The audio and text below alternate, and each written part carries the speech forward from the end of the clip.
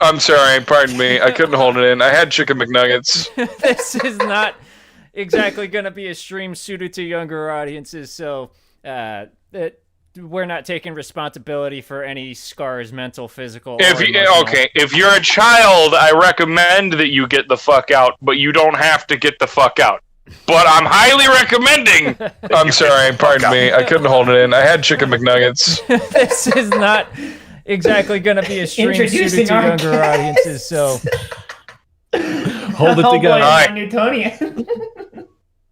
Oh man. Okay, welcome to Gab Hominem, you guys. Oh my god, this is going to be an interesting one. So this week we've got two people who help out with some rather big communities that are going around right now. First up is Hellboy, who helps out with the Has-Been fan cord as well as the honey cord. And then we've got Now Newtonian, who helps out with basically leads the admin team with the Lacka cord for Lackadaisy. If you guys want to introduce yourselves real quick. Hi. Not a lot of you know me, but the people that do, you know me as the guy that shit in a couch and fucked a slab of jello. What the hell? I didn't know either of those things. But and listen, I know what you do. I know what you guys are thinking. It's exactly as it fucking sounds. Oh my god. There is no punchline. There is no joke. I banged a slab of jello and shit inside someone's couch. Thank you so much for that, Hellboy. Come back next week. Enjoy the mental image. I take no responsibility for your mental scarring. How big was the block of jello? Oh, it was like a slab of jello, dude. Basically what happened was when I was like, I should not have said anything. No, don't worry. It's short. When I was 9 years old.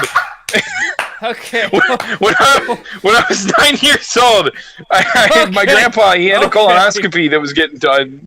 So I took a slab of jello from the fridge where he had to be on an all-liquid diet, and I fucked it, because I had a really high libido as a kid. God damn it! Okay. If you could see the face that I'm making right now. Oh my god. But before you ask, yes, I busted a fat nut. No, I didn't eat it because it was melted from the fucking friction, and it was lime jello for anyone curious of the flavor. Okay, fucking moving on. Holy shit. Okay.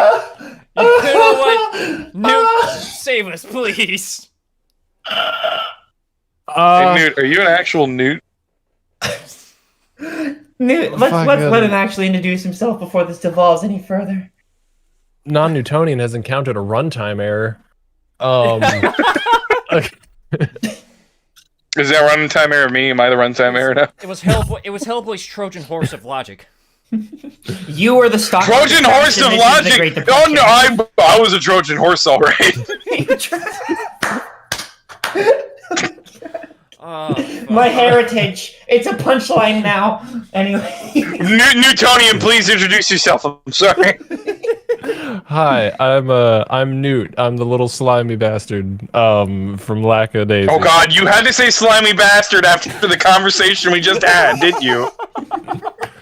Well, it's a shame because most people draw the Newt green as well, but we're not going to think about that. Oh no! And the fan art begins. Oh my fucking god. I swear to God, if anyone does this, I will find you. Not if I get to him first. But oh man. I'm going to ignore that question in chat. I'm sorry, Fable, but no. I'm not going to think about that. But hey, no, I'm Newt. I run the Lacka cord, and generally do Lackadaisy community management stuff in a few areas. I'm also on the animated film team, for those who I'm sure are well aware of that. I'm sure that will come up later. And yeah, I'm sort of just Hellboy's counterpart on the community management side of things. He is That's pretty hot, not gonna lie. has-beens as I am to the booze kits. Oh my god. The booze kits? The booze cats. Booze cats. Oh. Oh, the booze cats. Yeah. I was about to say, what the fuck is a booze kit? Is it like a Kit Kat, but it's like made of booze? No, it's kind of I like wanna I'd be down for an alcoholic Kit It's kind of Kat. like those kids back in like the Great Depression running the textile mills, except for booze instead of fucking bolts of fabric or whatever. I would rather have a wine flavored Kit Kat. I'm not gonna fucking lie. That to me sounds absolutely disgusting. Anyway, I'm down for it. and then co-hosting again this week is my buddy Aidan, Hello. an artist, voice actor, musician, somewhere in the between of all three of those things. And I do everything so that I'm never doing nothing. Because doing nothing's scary. So kind of like Bethesda, but better. Yes. Oh wow.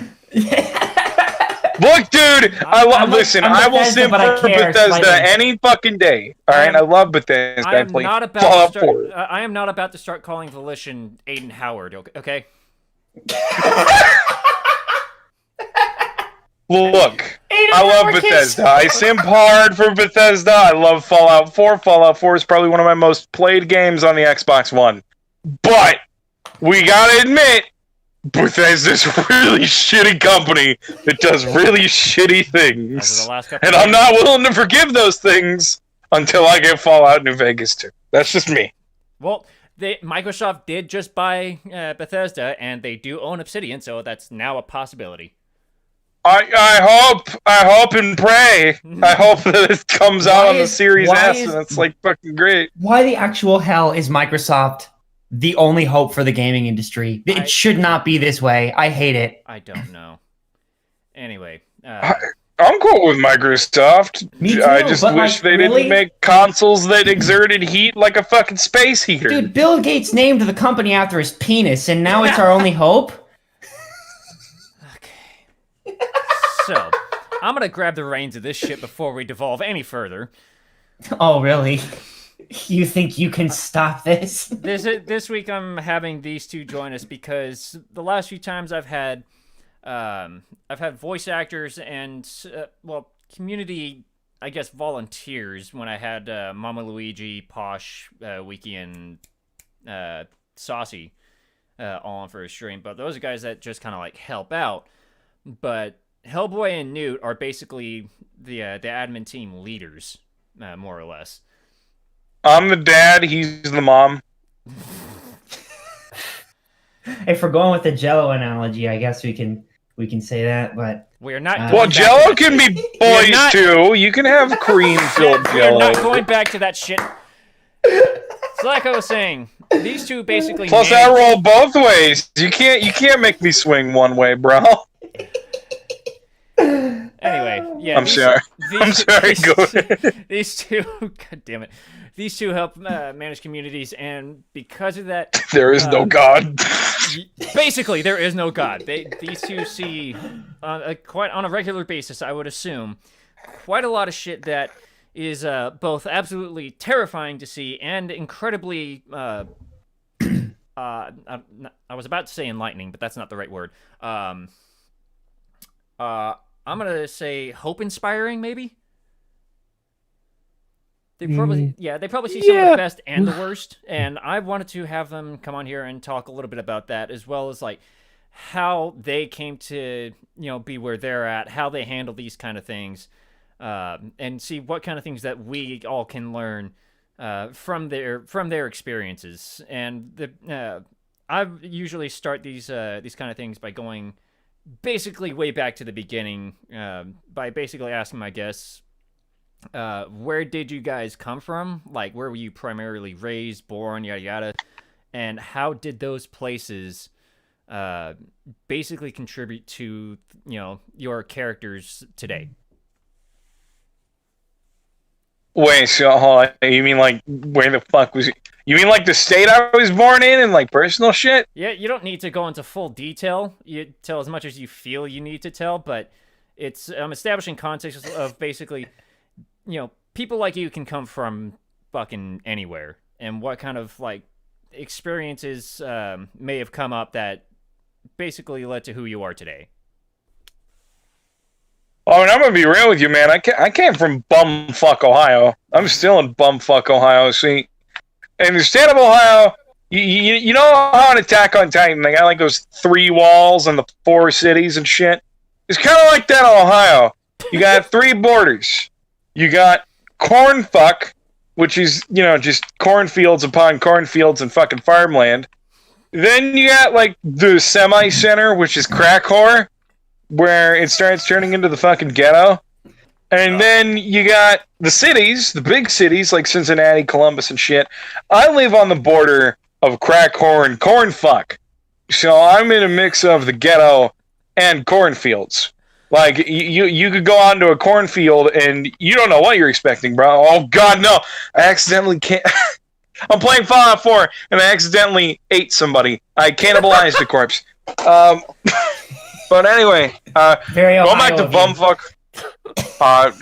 Believe it or not, there's a lot less cannibalism than you would think out here. It's unless you consider the people to be made of corn, then we're cannibalistic because we eat a lot of corn out here. But like, I live in that part of Ohio where you can go into a cornfield and you don't know what you're gonna expect. You can see like fucking people making a bonfire, or you'll find the next fucking hood gangster with a 12 gauge aimed towards somebody's fucking forehead. So it's pretty fucked out here. It's not dangerous. I live more in the rural farmland, but like if you take the one wrong move, you'll end up in the crack whore border. But it's not really where I was born that kind of made me who I am, but rather the circumstance of my life in general. See, well, when I was born, I wasn't born normal. Well, I mean, I was born normally, but I wasn't a normal child, and we didn't figure out what the fuck that was about until I was 3. I finally got diagnosed with ADHD and Asperger's syndrome. It was just basically just high functioning autism with extra steps, and as a result, what are you laughing at? Laughing at fucking autism? Yes. You will fight? Yes. I will beat you to death with this fucking puzzle piece, you little bitch. Puzzle piece. Yeah. Get yourself a crowbar, and then we're ready. No, fuck the crowbar. You know, I'm gonna paint the crowbar with puzzle pieces on it. It'll be an autistic crowbar, and I'll beat you to death with it. But I was diagnosed at a really early age, and that was kind of awkward for me and my mom, because she'll even admit to it this day. She's super overprotective, and it was kind of weird having your child with this social disorder and it being your only child. So I lived a pretty sheltered life up until I was maybe about 14, 15. The only things that I really knew were hospitals, because I had to get CAT scans and shit, and them to figure out what all was with me, if there was any specific underlying problems. Because this was the early 2000s. They didn't know what the fuck autism was. I mean, they knew, but they didn't know. There was a lot of experimenting and back and forth, so I got a lot of procedures done. It was hospitals, being kept away from kids in schools so that they could test me and then not actually be able to go to school properly until I was about maybe 5. And my bedroom. The only outside part I knew was my backyard. And I guess that kind of leads into the whole Hellboy persona and who I am today, because a lot of what I do and a lot of the way I see things is based around Hellboy, because Hellboy was like the first thing I ever saw media-wise ever. Like, my first taste of TV was a VHS player with a DVD thing on it, a bunch of hand-me-down tapes from one of my cousins, Justin, and a TV. Like a really shitty TV. One of the very first movies I ever watched was the Ron Perlman version of Hellboy, the 2004 Hellboy, on VHS, the one made by Guillermo del Toro. And I sort of really related to Hellboy, because, you know, at this point, I kind of felt like I was a monster myself, because I was kept away from so many things and just kind of hidden away because I had this one little disorder, this little fucking label that didn't really even mean anything, and doesn't even really mean anything now, I guess, today. And Hellboy knew exactly what that was like because he was a big red dude with horns. You know, he's an average Joe, but because he looks different and acts different, he's secluded from the rest of the world and punches fucking monsters for a living. And you know, kind of seeing him secluded and seeing him, you know, shave his horns just to feel a little bit more normal, kind of maybe relate to him in a way. Because I wish I could do the same thing with my Asperger's. At least I used to. And then I eventually started reading the comics, and he was a lot more than just a monster punching, Nazi killing badass. He brought his whole clique together. You know, he's in the BPRD. They constantly get new agents and constantly bring in new monsters. It's like the SCP Foundation of Mike Mignola's universe. Like, that's the easiest way that I can explain it for a modern audience, because a lot of people are obsessed with fucking SCP nowadays. But like, there's so many misfits coming in and out of the BPRD. They don't know what to do with themselves. They're like one of the only ones of their kind. They feel like they're a monster. Sometimes they are a monster and they can't control it. And then Hellboy's right there and he's like, yo, man, I know how you feel.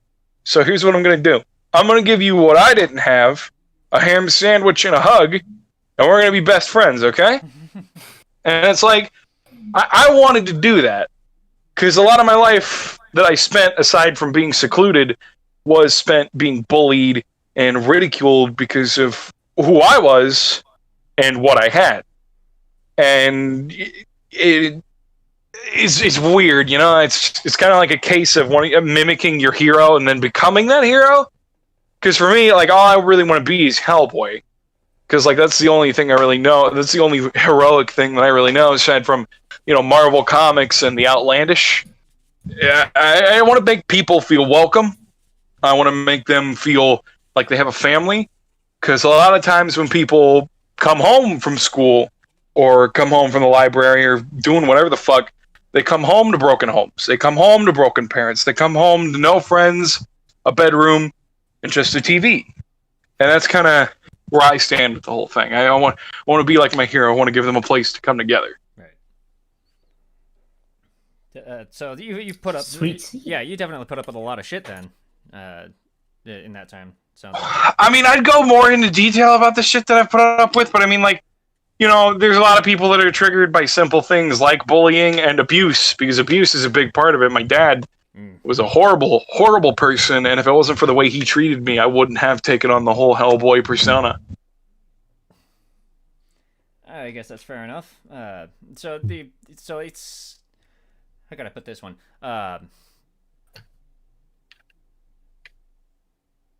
Is that something you think would turn out any different if that wasn't quite the case? Like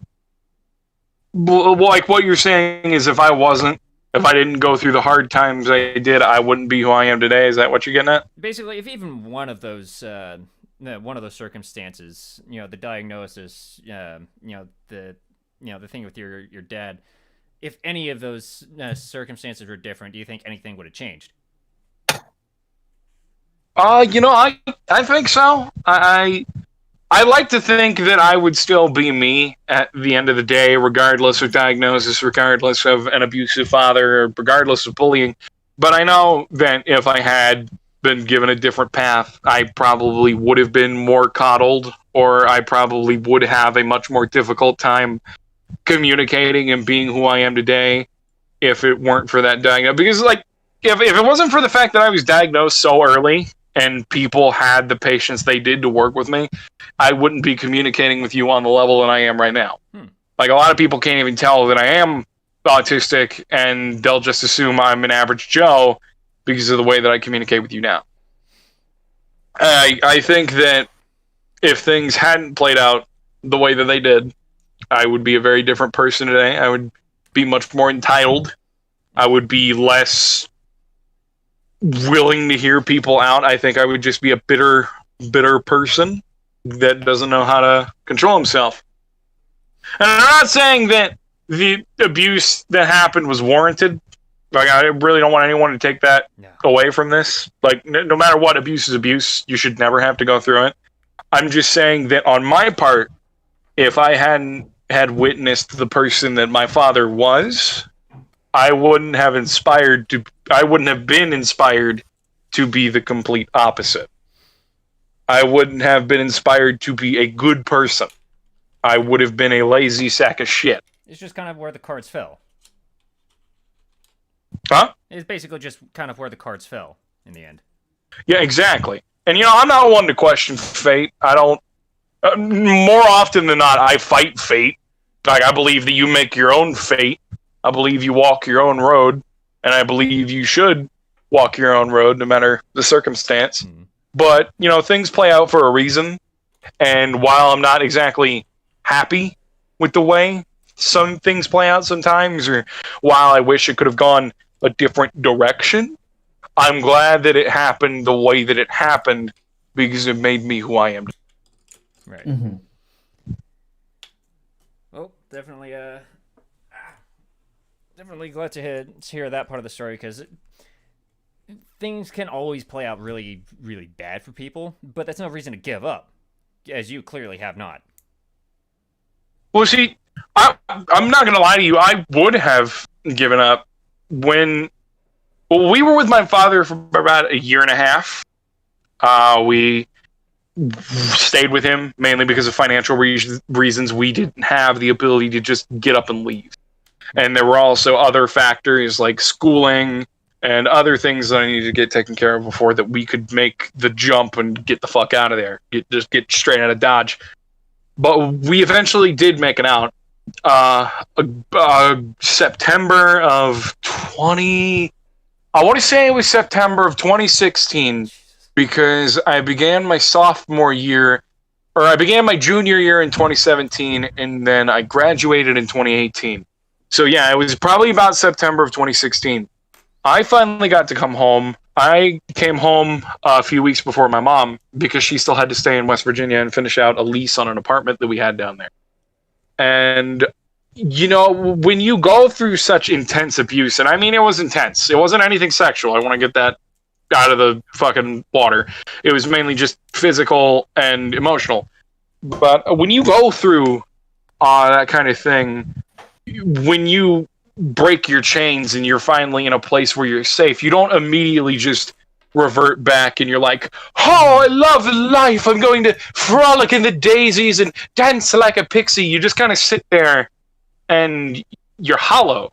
You think about all the things that happened and you wonder, where do I go from here?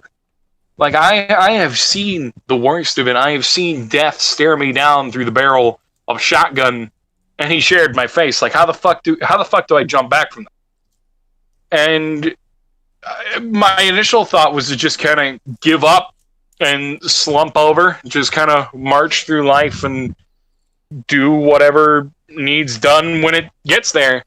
But that was until I saw my granddad again. The same week that I came home, my grandma and grandpa, they bought me my first smartphone. It was a little cheap thing that they got at Walmart. It was a $50 Alcatel Pixie One Touch. It was a cheap generic brick. It was an Android, and it was through Straight Talk. And I was fucking around with it. I had just joined Discord. I didn't join any big communities. I just joined like a small little thing for an old artist from Tumblr that I knew that I wanted to chat with because I thought that they were really fucking cool. And my grandma, sorry, I gotta catch my breath. But my grandma, she came out of nowhere. She just came out of some random corner and was like, hey, Logan. And my name is Logan, for anyone wondering. I was named after Wolverine because my parents were huge 90s X-Men fans when I was conceived. She popped around the corner and was like, hey, Logan, we're going to be going to your great-granddad's. We'll see you later. I hadn't seen my great-granddad in about, I want to say, 5 years at that point. The last time I saw him at that point, I was about 11, and it was for a birthday. I hadn't seen him in 5 years at that point.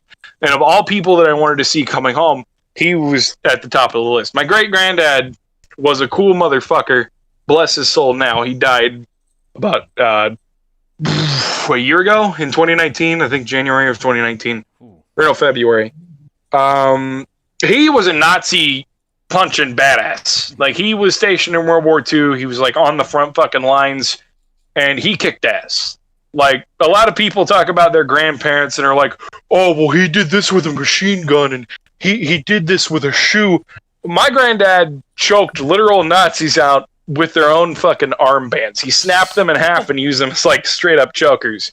My granddad was like B.J. Blazkowicz on steroids. And I loved whenever he told his war stories, because I hate Nazis, and I love my granddad. But I hadn't seen him in 5 years, and of all people, I definitely wanted to see him. So I asked my grandma, hey, is there any way that I can go with you? And up until his death, I went up with them about every day to go eat with him. Like, what they would do is they would bring him home McDonald's or Wendy's or whatever he asked for, because his wife died. My Gigi died in 2008. And that's what they've done for him ever since. And I didn't know that that's what they did until I got home. So we get there. I got a Big Mac or some shit, which ironically, I have a Big Mac sitting in front of me that I haven't even touched. To this day, things don't fucking change. I ordered McDonald's before the fucking stream, and it didn't get here until really late into the game. So, but I got a Big Mac and some fries and a Coke, and we sat down and we just chat. I caught up with my granddad, and it was so relieving to figure out where things had gone since we last seen each other. And it was awesome to have my grandma and grandpa there with me because they filled in the blanks. And it felt good to finally smile after so long of just kind of hiding behind a mask and hiding behind my mom or my dad and pretending things are all right and things weren't all right. Things were finally all right. My grandma and grandpa left to go clean his house. They would do that too. They would clean his house maybe like once every week. They would do it once every week. Then my Uncle Tim and his wife would do it once every week. And they took shifts between seeing my granddad. Like, they would see him at the start, my grandma and grandpa would see him at the end, and then they would see him at the same time to the weekend. They left to go clean the house, and I was sitting there alone with my granddad in the living room because my grandpa was coming out to clean the kitchen. He got a sweeper and everything. And my granddad, I was in the middle of talking about something with him. I think I was talking about extracurriculars. And the first thing he says to me is, Logan, I know what happened with your dad. And he started talking about his own dad and the things his dad would do for punishments for him. And his dad and him ended up patching things over when my granddad had his own kids, which would be my grandma and her 3 sisters and 2 brothers. Or no, wait, 2 sisters and 3 brothers. It was 3 girls, 3 boys. And it was eye-opening, I guess. Again, I'm not going to go into detail because trigger warning, I don't want to set anybody off. Right. Because I mentioned specific things, but his dad wasn't exactly an okay person when he was a child. And it's one of the reasons that he enlisted in the first place and went to fight on the front lines, because he wanted to get away from him as soon as possible. And it's weird. It does kind of mimic the whole B.J. Blazkowicz thing from Wolfenstein, but like not really. That's just the best analogy that I can make because it's so similar. He started talking about when he was enlisted, what led up to it, and then when he met my grandma, my great-grandma, my Gigi. And he told me that when he got her pregnant, that he had a choice. That he could sit there and he could grow to be a bitter old man and linger on the things that hurt him, or he could forgive and forget. But he didn't want to forgive and forget. Because, you don't have to forgive anybody. The Bible says you should forgive everybody for everything that they do, but you don't have to forgive anybody. Like, no matter what, at the end of the day, it's your choice whether you forgive somebody. Like, would it be the righteous path? Probably. But, people hurt you all the time.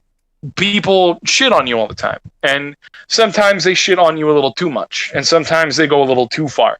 And if you have the power to forgive them, good on you. But you don't have to. And my granddad didn't want to, but he didn't want to grow to be a bitter old man either. And he made a third option for himself. He kind of took fate by the balls and made his own road. And he decided he wasn't going to forgive his dad, but he wasn't going to linger on it either. He told me to take the things that hurt and do what he did and make them your rocket fuel. To use it to your own ability and help you fly. You know, because like again, you don't have to forgive anybody, but you shouldn't repeat the cycle just because that's all that you know. Right. Make your own path. Become what you want to be. What do you want to be? I didn't really understand that until we got home that night. I installed Netflix on the little brick of a phone that I had because I heard that the Iron Giant was coming to Netflix, and I really wanted to watch the Iron Giant because it's my favorite fucking movie. Iron Giant is an amazing movie. It's one of my favorite. Absolutely, dude. It's so fucking underrated too. It's criminally underrated. But this is espresso. Exactly. But we got home after that, and I was still thinking about what my granddad said, and it didn't really hit me until I watched the Iron Giant, because Hogarth made his little speech to the giant after the deer died, the whole soul thing, and then he started saying, "You are who you choose to be." And then it started to finally click, and then once the finale came around and the giant sacrificed himself, it hit me. I have two options. I can be Superman, or I can be a gun. And I don't want to be a gun. I don't want to be a gun anymore. So I chose to be Superman, which is super ironic because that was also my dad's nickname. And I kind of took it from him, not because out of spite or because I wanted to be my dad. I took it from him because the whole thing was he didn't deserve it. He was more along the lines of Bizarro. And if anything, I wanted to have it as a reminder to be the best person I can be. I'm never going to be Superman. Nobody's ever going to be Superman. Being the Man of Steel is an impossible feat. But you can always come your closest, and you should always choose that over being a gun. Definitely fair. That's pretty much of it. Yeah. Definitely. Well, there's a lot of really awesome stuff in there that I think people can really take and, find something that is applicable to themselves. And I think it's a good idea to now maybe speak to non-Newtonian about some of the stuff as well. Yeah, I was about to say, I think this might be a good transition because all I've been doing is fucking talking. Yeah, no, it's fine. I didn't mean to talk for as long as I did. I apologize. I just got very emotional. You're all good, dude. It was enjoyable to listen. I was never getting bored. But we could switch over. I think non-Newtonian, do you have any kind of similar things that any kind of anything in the same vein of what Hellboy was talking about that you wanted to kind of bring up? In many ways, my formative years were similar. In many ways, they were starkly different. For example, I didn't necessarily grow up in the middle of, as you phrased it, cornfuck Ohio, but I did for the beginning of my life spend a number of years in Georgia, in the deep south, with good folks. Lived with my grandparents and whatnot for a little while my mother was in the military. And then after that, I went with her during my younger years. And about every 18 months, for those who don't know, with active duty military can move just about anywhere in the world. And I've had the pleasure of living up and down the eastern seaboard of the United States. I've lived in Iceland. And then just Dude, I want to live in fucking Iceland. That's cool as shit. I would go back at a moment's notice. It is gorgeous. It is clean. It is literally the statistically most peaceful and happiest place to live on the planet. It has the highest standard of living of any country on Earth. Dude, I would rather be there than fucking America right now. That's for sure. Amen. If you go to Iceland's tourism website, it's just listed as the world's most high-tech fishing village, and it's so wholesome. High-tech fishing village. Yeah, they use sonar to catch their fish, not just regular nets. Yeah, they're using. They use fucking RoboCop down there. They got RoboCop fishermen. They're using little SR-71 drones to catch their fish. Oh god. Yeah, we were just talking about It that fillets before it the right there with the net. Yes. The little net detaches off the little drone. It's like a little baby SR-71. They're caught ready for the griddle. But no, I suppose in many ways I've had the blessing of being raised in a menagerie of perspectives and seeing, lifestyles and economic hardship and having my own issues with home life and everything. Again, with this is not the place to get into those in detail. But I will say, Hellboy, I can empathize a lot with what you went through, and what you are still managing with to this day. But yeah, I've had the opportunity that a lot of people haven't had to see the world from a lot of different perspectives and get a view on things that a lot of people don't.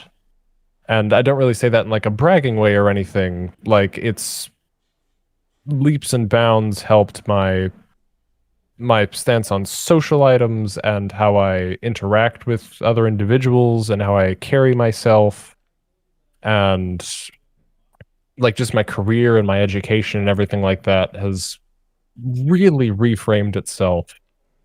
I mean, hell, if you just look at me compared to other members of my family or peers I grew up with or everything like that, or people who stayed in my hometown, nothing against the people of Central Georgia. Again, wonderful folks.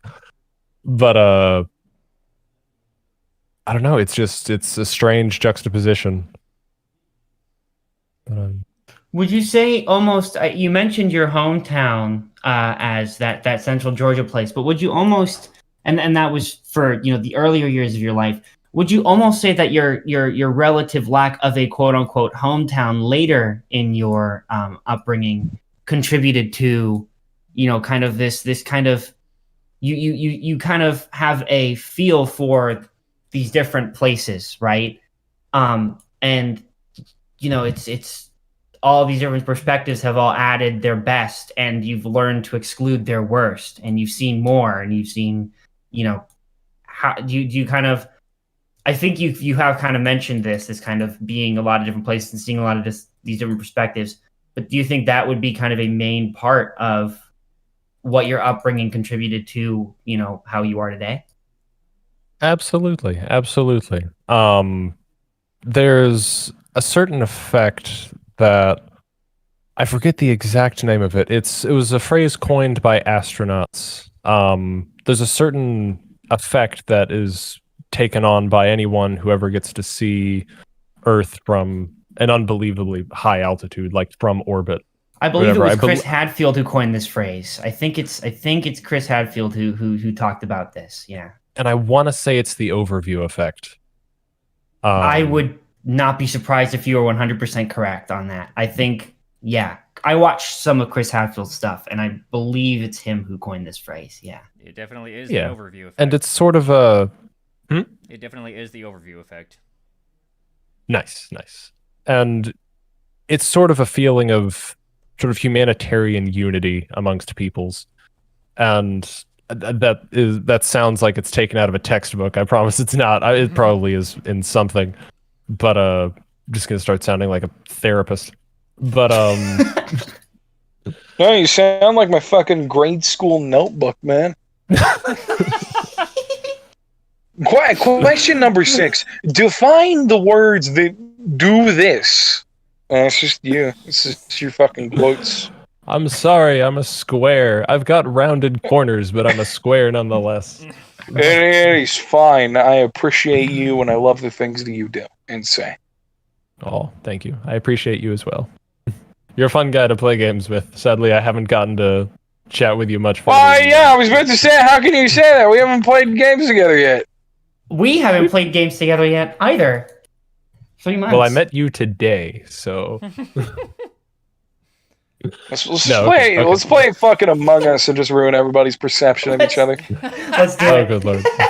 Okay. Back to the topic, though. Back to the topic, yes. But yeah, like Warner Robins, Central Georgia, fantastic place, good Air Force Base, good folks, great food if you ever go. Number 7, I think, in 2016, best U.S. city to raise your kids. I think I heard something like that before. Something like that. It's a wholesome town that I'm happy to call home at any time.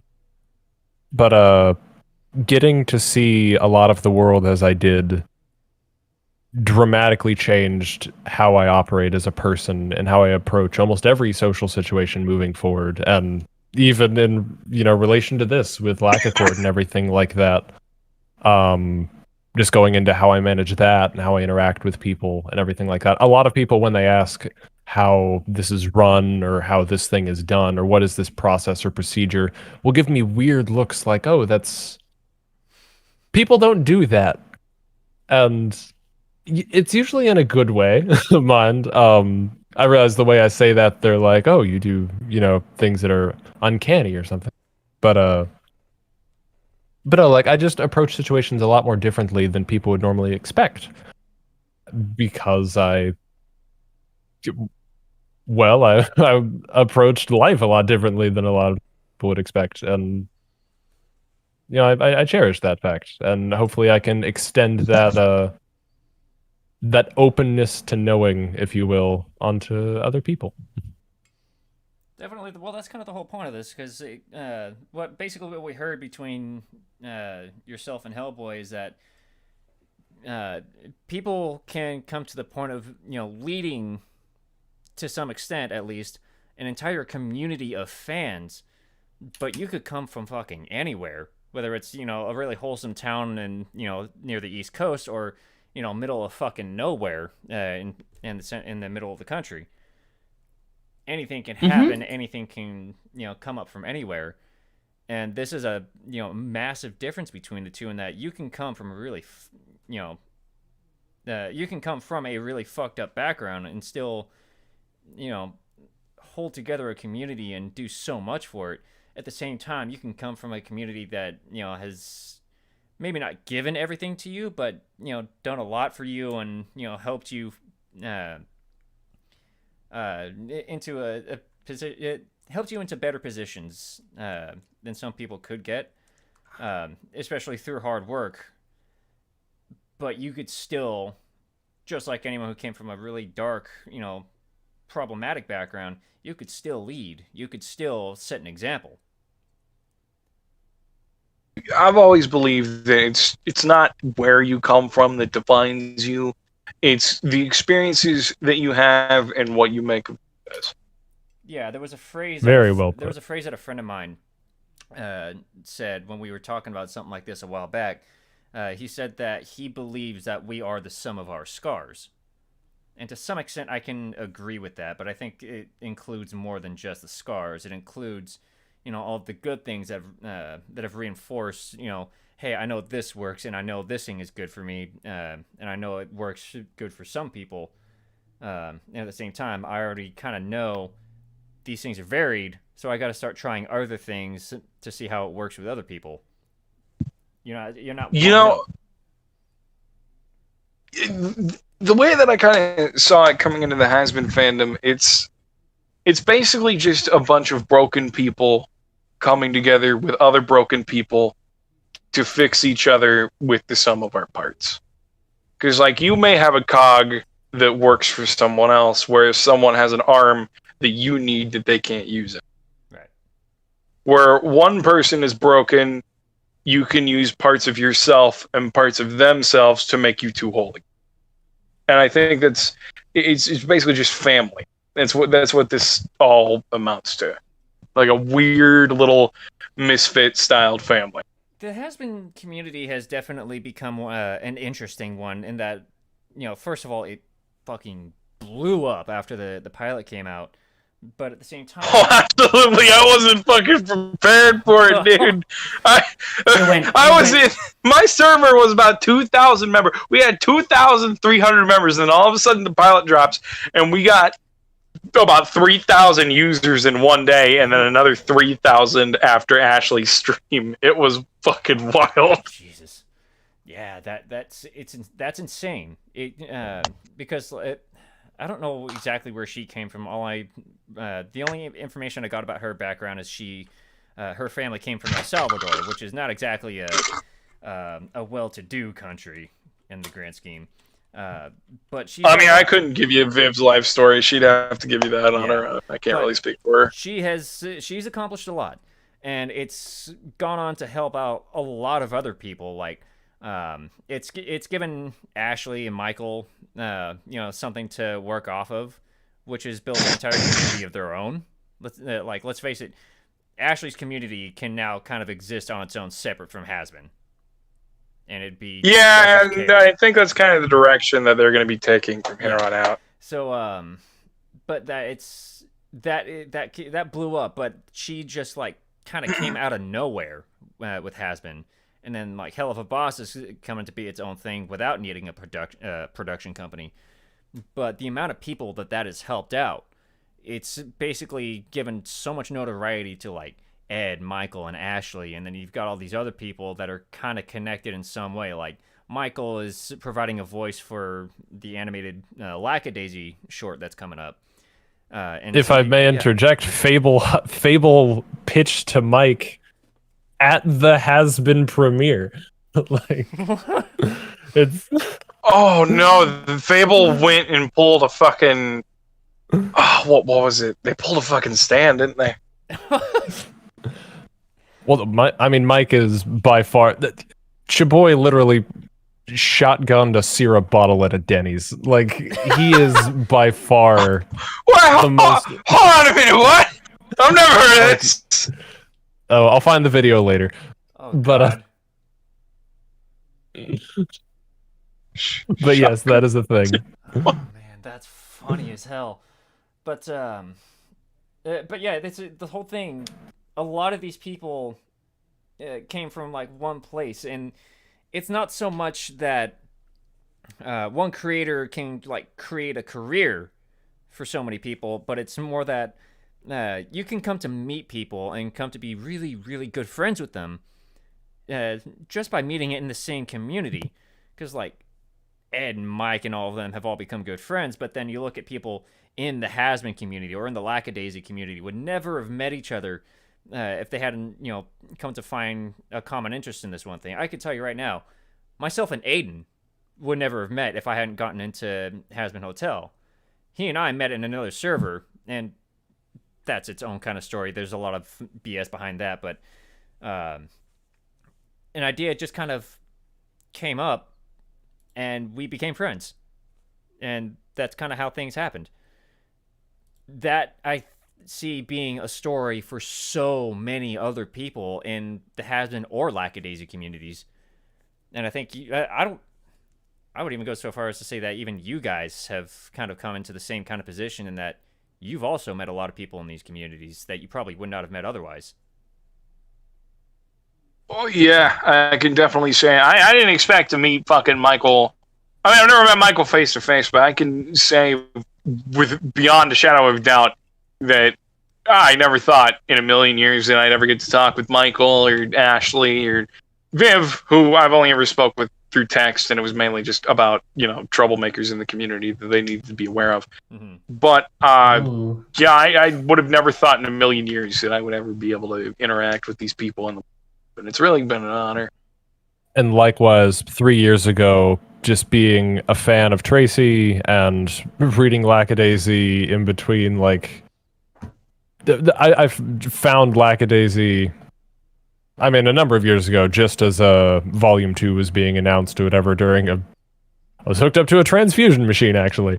But then just talking, with Tracy occasionally, just as a fan through Tumblr, and then eventually becoming a patron, and then a number of years ago being like, hey, I can put together a Discord server. I heard that's a thing. And then putting that together, and then that just kind of snowballed fast. And look where we are.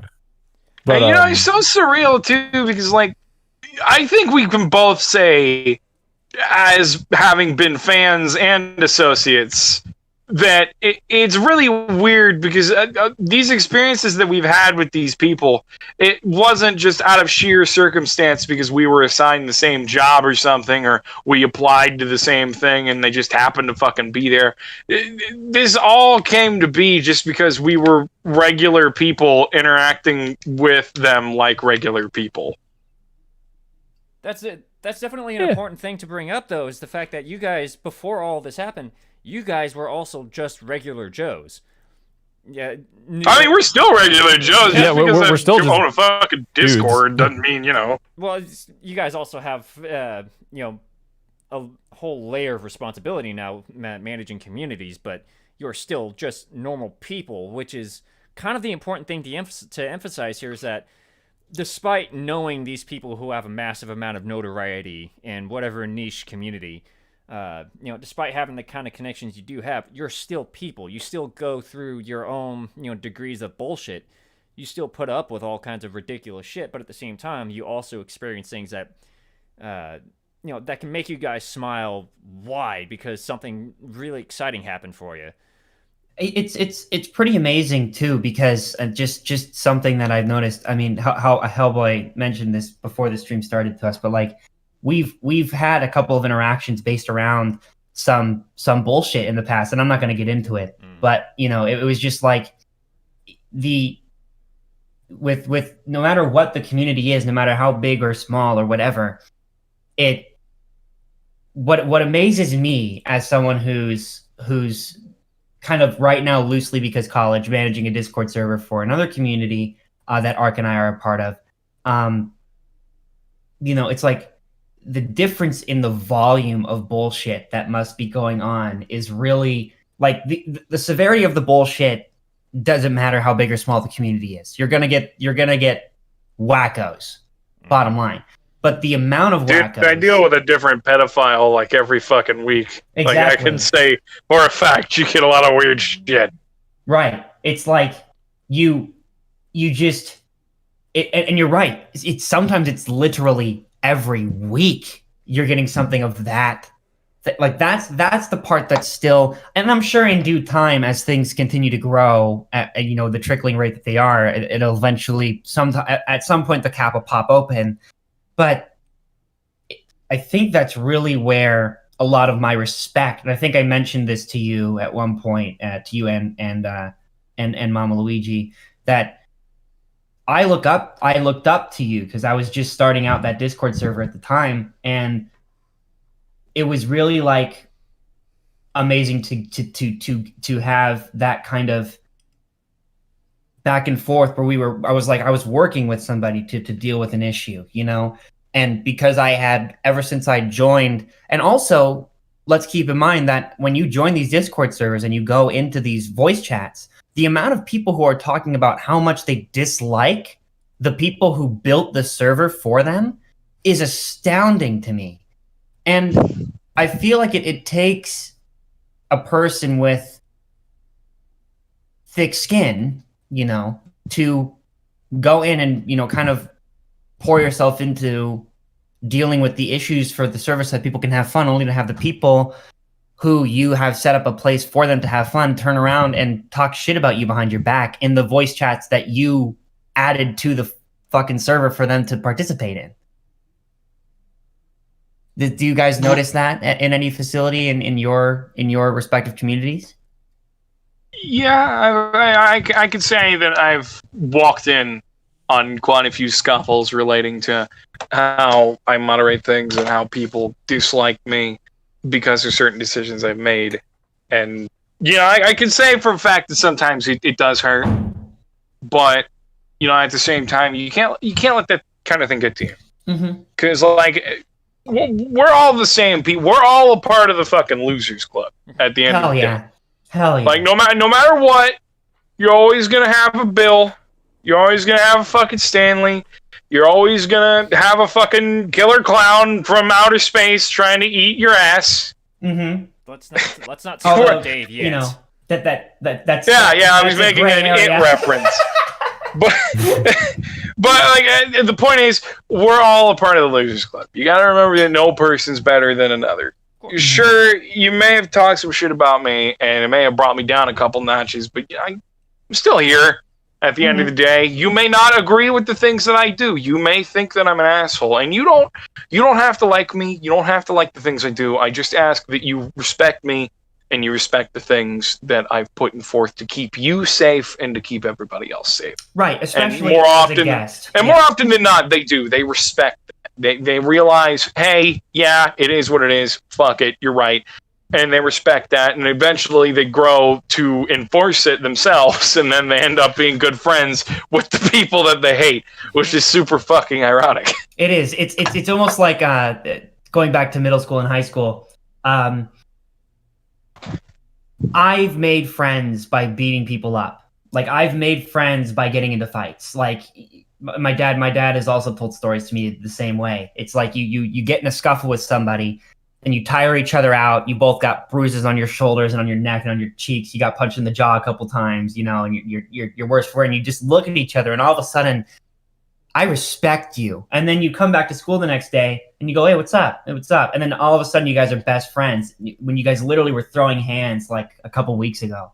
It's like, and it's not quite the same, but I feel like there's that kind of that warming up to the people who you had this preconceived notion. It's like when people shatter your preconceptions about them, your prejudices against certain people, when you have this notion in your head and they come in and they shatter it. Wait a minute. That's way more impactful than if you just didn't have an opinion in the first place. When your ideas get broken apart and you have to reconcile, wait, this guy just did a really cool thing. I thought he was an asshole, people come around in a bigger way. It's very interesting.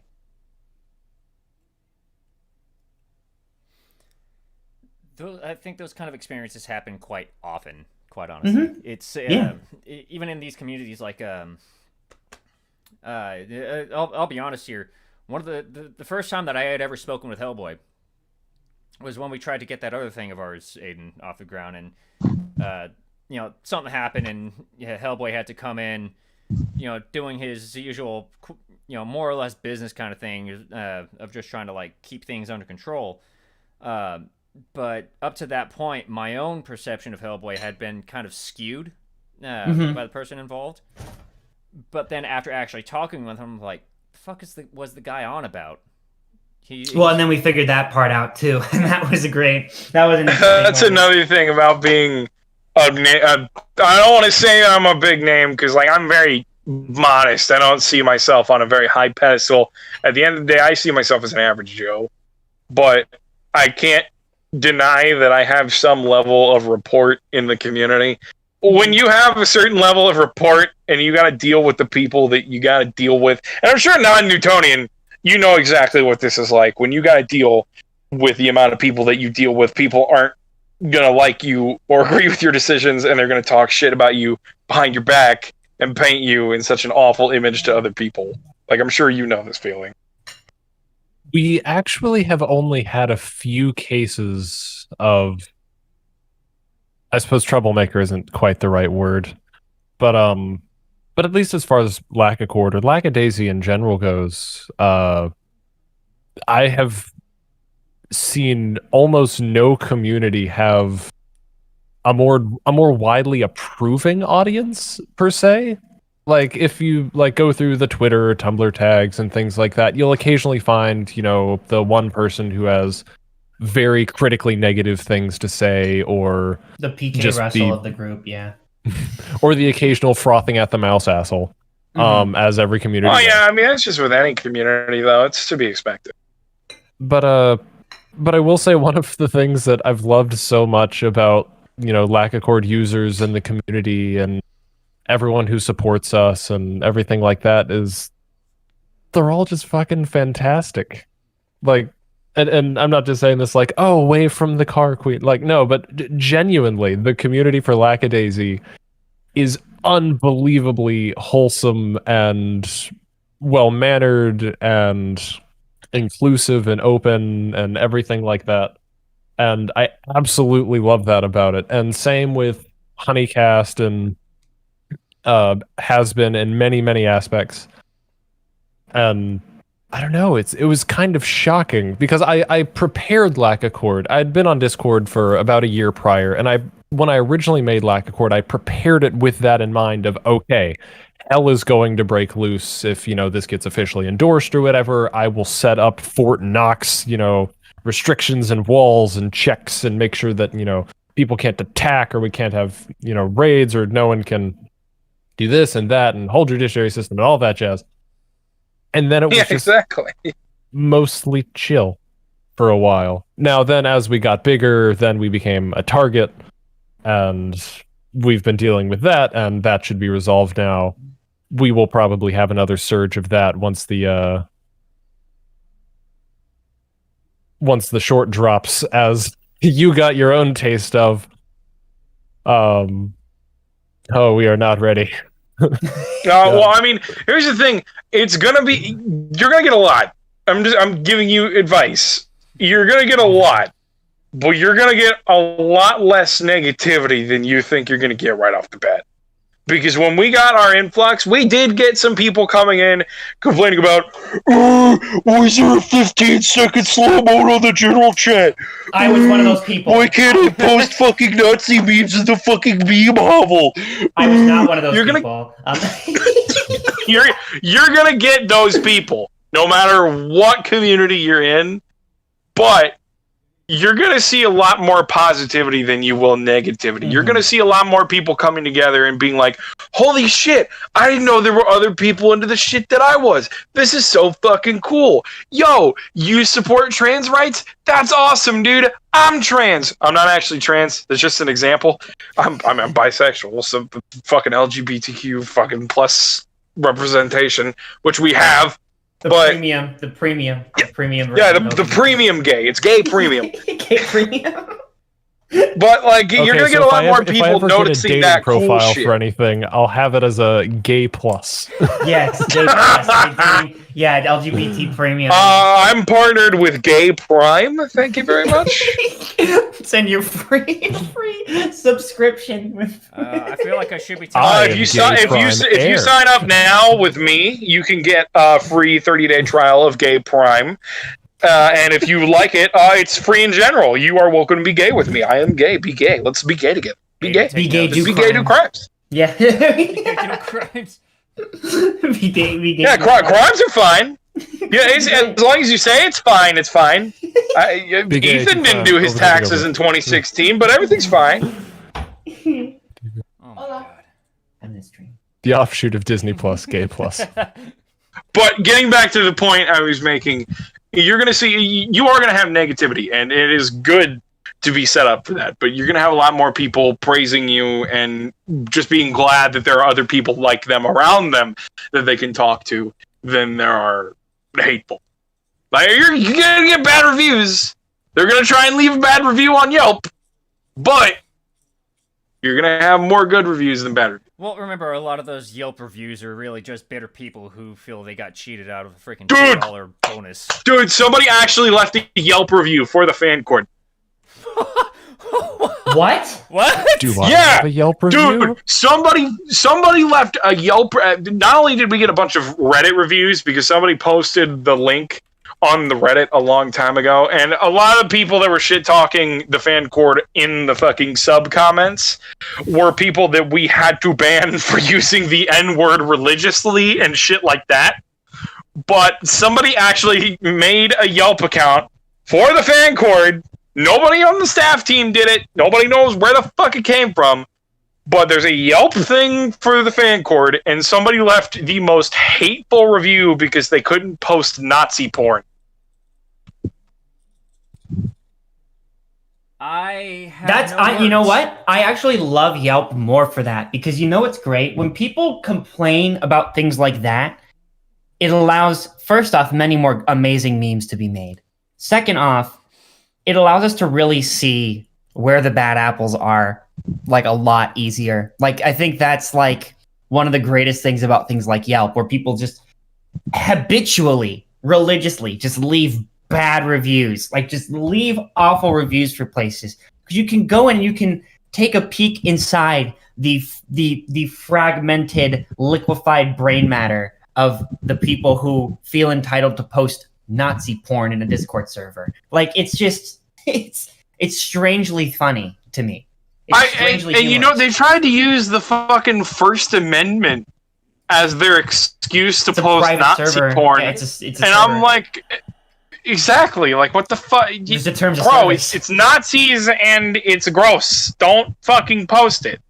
What the fuck does your First Amendment have to do with it? Yeah, sure, you have the right to, if you want to post that on your Twitter and get suspended because it's against the terms of service, you have the right to do that. Like, you have the right to do it, and we can't, like, charge you with any legal things. We can't, like, bring you to court for it, but we can kick you. Well, technically, technically the shit he was posting was rape. So I guess you could take him to court for it, depending on what state they live in. But at the same time, I stand corrected. Your First Amendment doesn't allow you to do that. Also, it was just really nasty shit, bro. In this vein, there's something that I always like. It's something I have saved right on my desktop. It's does anyone in the room know XKCD? Sounds familiar. XKCD is a wonderful little online comic, just, you know, small panel things or whatever, made by Randall Munroe, ex-NASA robotics engineer. And he once made a comic called Free Speech, and it reads as follows. Public service announcement. The right to free speech means the government can't arrest you for what you say. It doesn't mean that anyone else has to listen to your bullshit or host you while you share it. Yes. The First Amendment doesn't shield you from criticism or consequences. If you're yelled at, boycotted, have your show canceled, or get banned from an internet community, your free speech rights aren't being violated. No. It's just the people that are listening think you're an asshole, and they're showing you the door. Yeah. That's it. Yeah, it's like imagine feeling so entitled to walk into someone's house, call them an asshole, then to take their food out of their fridge and begin eating it. Anyone in their right mind is going to say, stand up, walk out my door, or depending on where you live and the mentality of the people you are, either I'm going to call the cops or I'm going to get something that you do not want to see, you know, like, get out of my house. To then create a Yelp page for their house and complain about the fact that they didn't let you take their food. It makes no sense, and your First Amendment right does not include any community. Like, we are not the United States. We can boot you if we want to, even if, like, technically, and it wouldn't be a good idea to do this because no one's going to like you, but if you look at me the wrong way, I could say leave my Discord server and ban you. I can ban you for whatever reason on Discord because it's my server. If I created the server, it's mine. If I don't want you here, you are no longer here. I'm sorry. So my favorite interactions are the ones where people threaten to sue you because you banned them from the server. We actually had someone try. Oh God. Yes. I have had legal action pushed against me. Those in the chat will know the name Condor. I'm not going to go into any details for confidentiality reasons, but yeah. He sounds like he's from California. He uses the name Condor. There was a dude that we had legitimate proof of them being a pedophile for, as in grooming numerous 13-year-old girls. And they threatened to have us fucking sued for defamation. I don't think it works like that. Yeah. I know exactly who you're talking about. And it's like... That's not defaming you, bro. That's just your fucking borderline kid diddler with training wheels. I'm sorry. I'm sorry that's how you are. I'm sorry that's how you are, but that's just how you are, and I'm gonna call you out on it. You can like they have the idea that we're spreading it to other servers, and I'm like, bro, your name hasn't come out of my mouth since we took you out the first time. Like, we're not harassing you. I just did the one thing and that's it. Just because other people now know, because someone big said, hey, beware of this guy, doesn't mean that I'm spreading shit. Yeah, like, it's very interesting, because it's like, it comes from that kind of inflated ego personality, too. It really all seems to come together. The kind of same disruptive people are also the same kind of people who hate being disrupted from their disruption. You know, it's this ever growing vicious cycle of just fecal Those matter. people are just so piling entitled. up like a really big block of awful jello. Just freaking just. Why are we going back to the Jello? Why are we Because mentioning I Jello? When we Like, I don't want to bust a eventually do nut hang in out- these people. I don't want to associate Jello with these people. What the fuck? Aiden, when we eventually do hang out, I'm going to hit you over the head with a brick. That's Bro, hit him over the head with a brick of Jello. Do that. Oh my God. Fuck you, Hellboy. I'll Just never put eat it in the Jell-O. fucking. No, but listen, I'll if you never put see Jello in Jell-O the the freezer, same it way. will freeze. You can hit them over the head with a nice block Ooh, of Jello. that's like okay. As a snowboarder, that actually sounds awful because I have hit my head on there you go. There's the concussion talking. I have hit my head like on ice before, and it sucks. And it hurts That really explains a bad. lot, actually. Thank you. I'm glad Like, I assumed you Hey. were just dropped on your Oof. head as a child, but I mean, this explains a lot more. Emphasis on the oof. But yeah, the biggest of moves. Thank you, Hellboy, for the kind words. I will take those and I But, will repeat them to myself before I sleep every It's night. okay. I make fun of everybody that I love. It's no exception for you. No, Aww. I've never Now I'm gotten feeling warm and fuzzy inside. I never did well with snowboarding, but I did get to try skiing, and I took to that very quickly. If you when I want originally to did it. learn snowboarding, I am actually a registered snowboard instructor with the BBMR, with the Big Bear Mountain Resorts organization. So if you want to schedule a 6-hour lesson with me, you can. I've actually never done shit like that. I don't even know how to ride a bike. Aiden, you are Learn. such a It's fucking very shit. invigorating and fun. Riding a bike Like, isn't too man, bad. to learn I either. never It's a learned good because place my to mom start. could never teach me, and my grandpa was always working. I'll teach you how to ride a bike.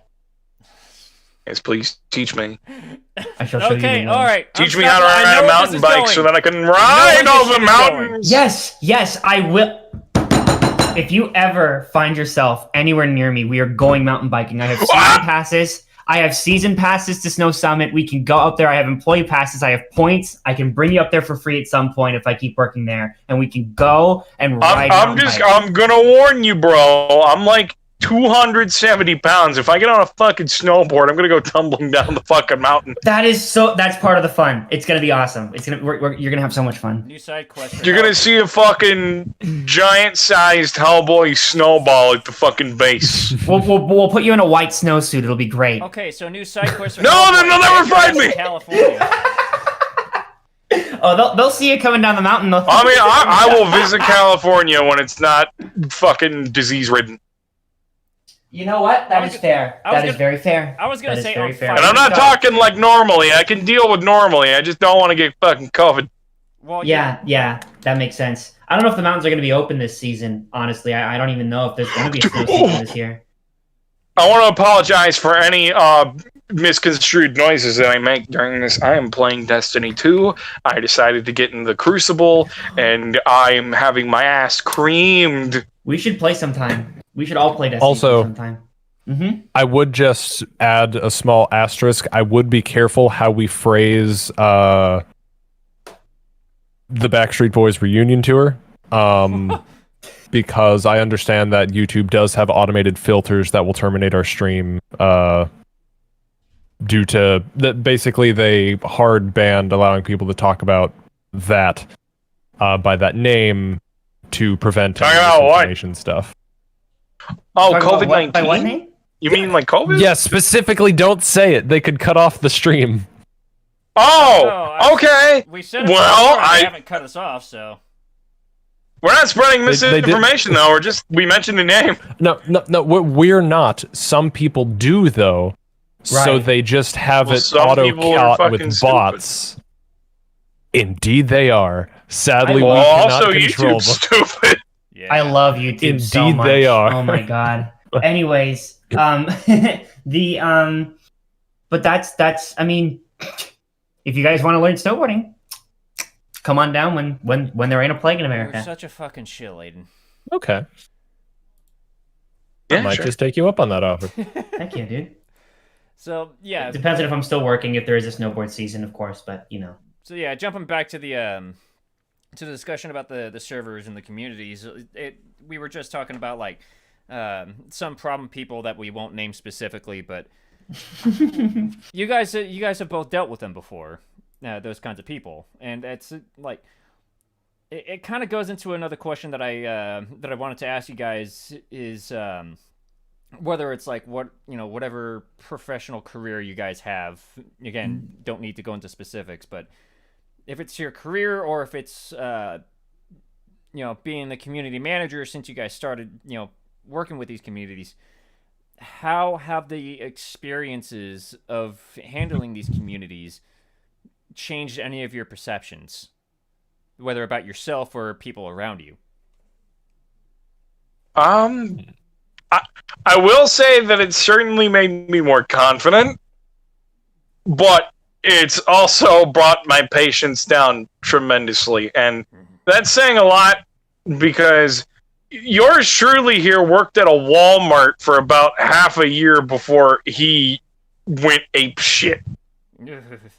I have the patience of fucking gods, and this job has taken all of that out of me. Not saying that I'm not patient. Like, I can hold... I'm not going to freak out on you because you told me, oh boy, this guy posted a meme about a penis in the meme chat. Like, I'm not going to fucking have a tantrum, but also at the same time, like, I gruff and groan because of some of the shit I deal with.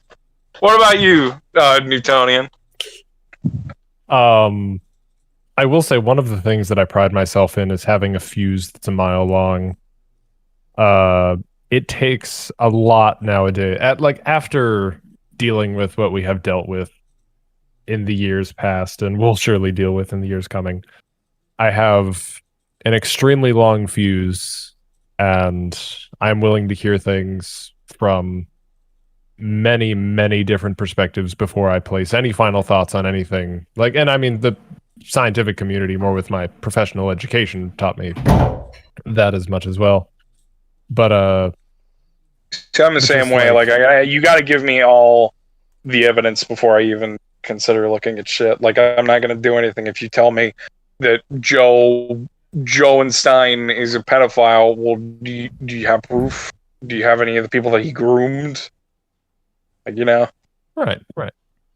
But yeah, it's just like conflict resolution and de-escalation, and even things with like my staff and my colleagues and everything like that are either with Lack Accord or with the Lackadaisy community as a whole, or with the animation project and everything like that. Knox, I saw that message just before you deleted it. But just all of this professional training or experience in a way that I never would have expected. Like, when I made the server, I made it as a fan, and I expected it to be a bit of a fan project. Nowadays, it is a job.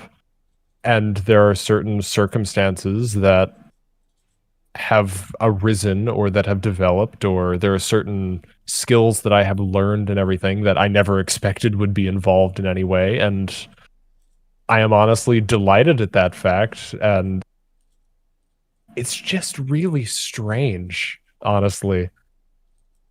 Just, I don't know. I'm not sure how to put it. I'm a bit at a loss for words, but it's just where this came from and where it's going and all of that jazz. I don't know where I'm going. Something Cotton Eye Joe. But did I make sense? I think so. Can everyone hear me? You did to me. If it's lost on anyone else, I don't. If I confused anyone or made even more questions, don't be afraid to ask. I think Aidan is in the bathroom. That like, I mean, there's only 3 people here right now, so it made sense to me. I get where you're coming from. I know exactly where you're coming. It kind of sounds like you're dealing with a lot of your perceptions being maybe not challenged, but I guess tested, maybe.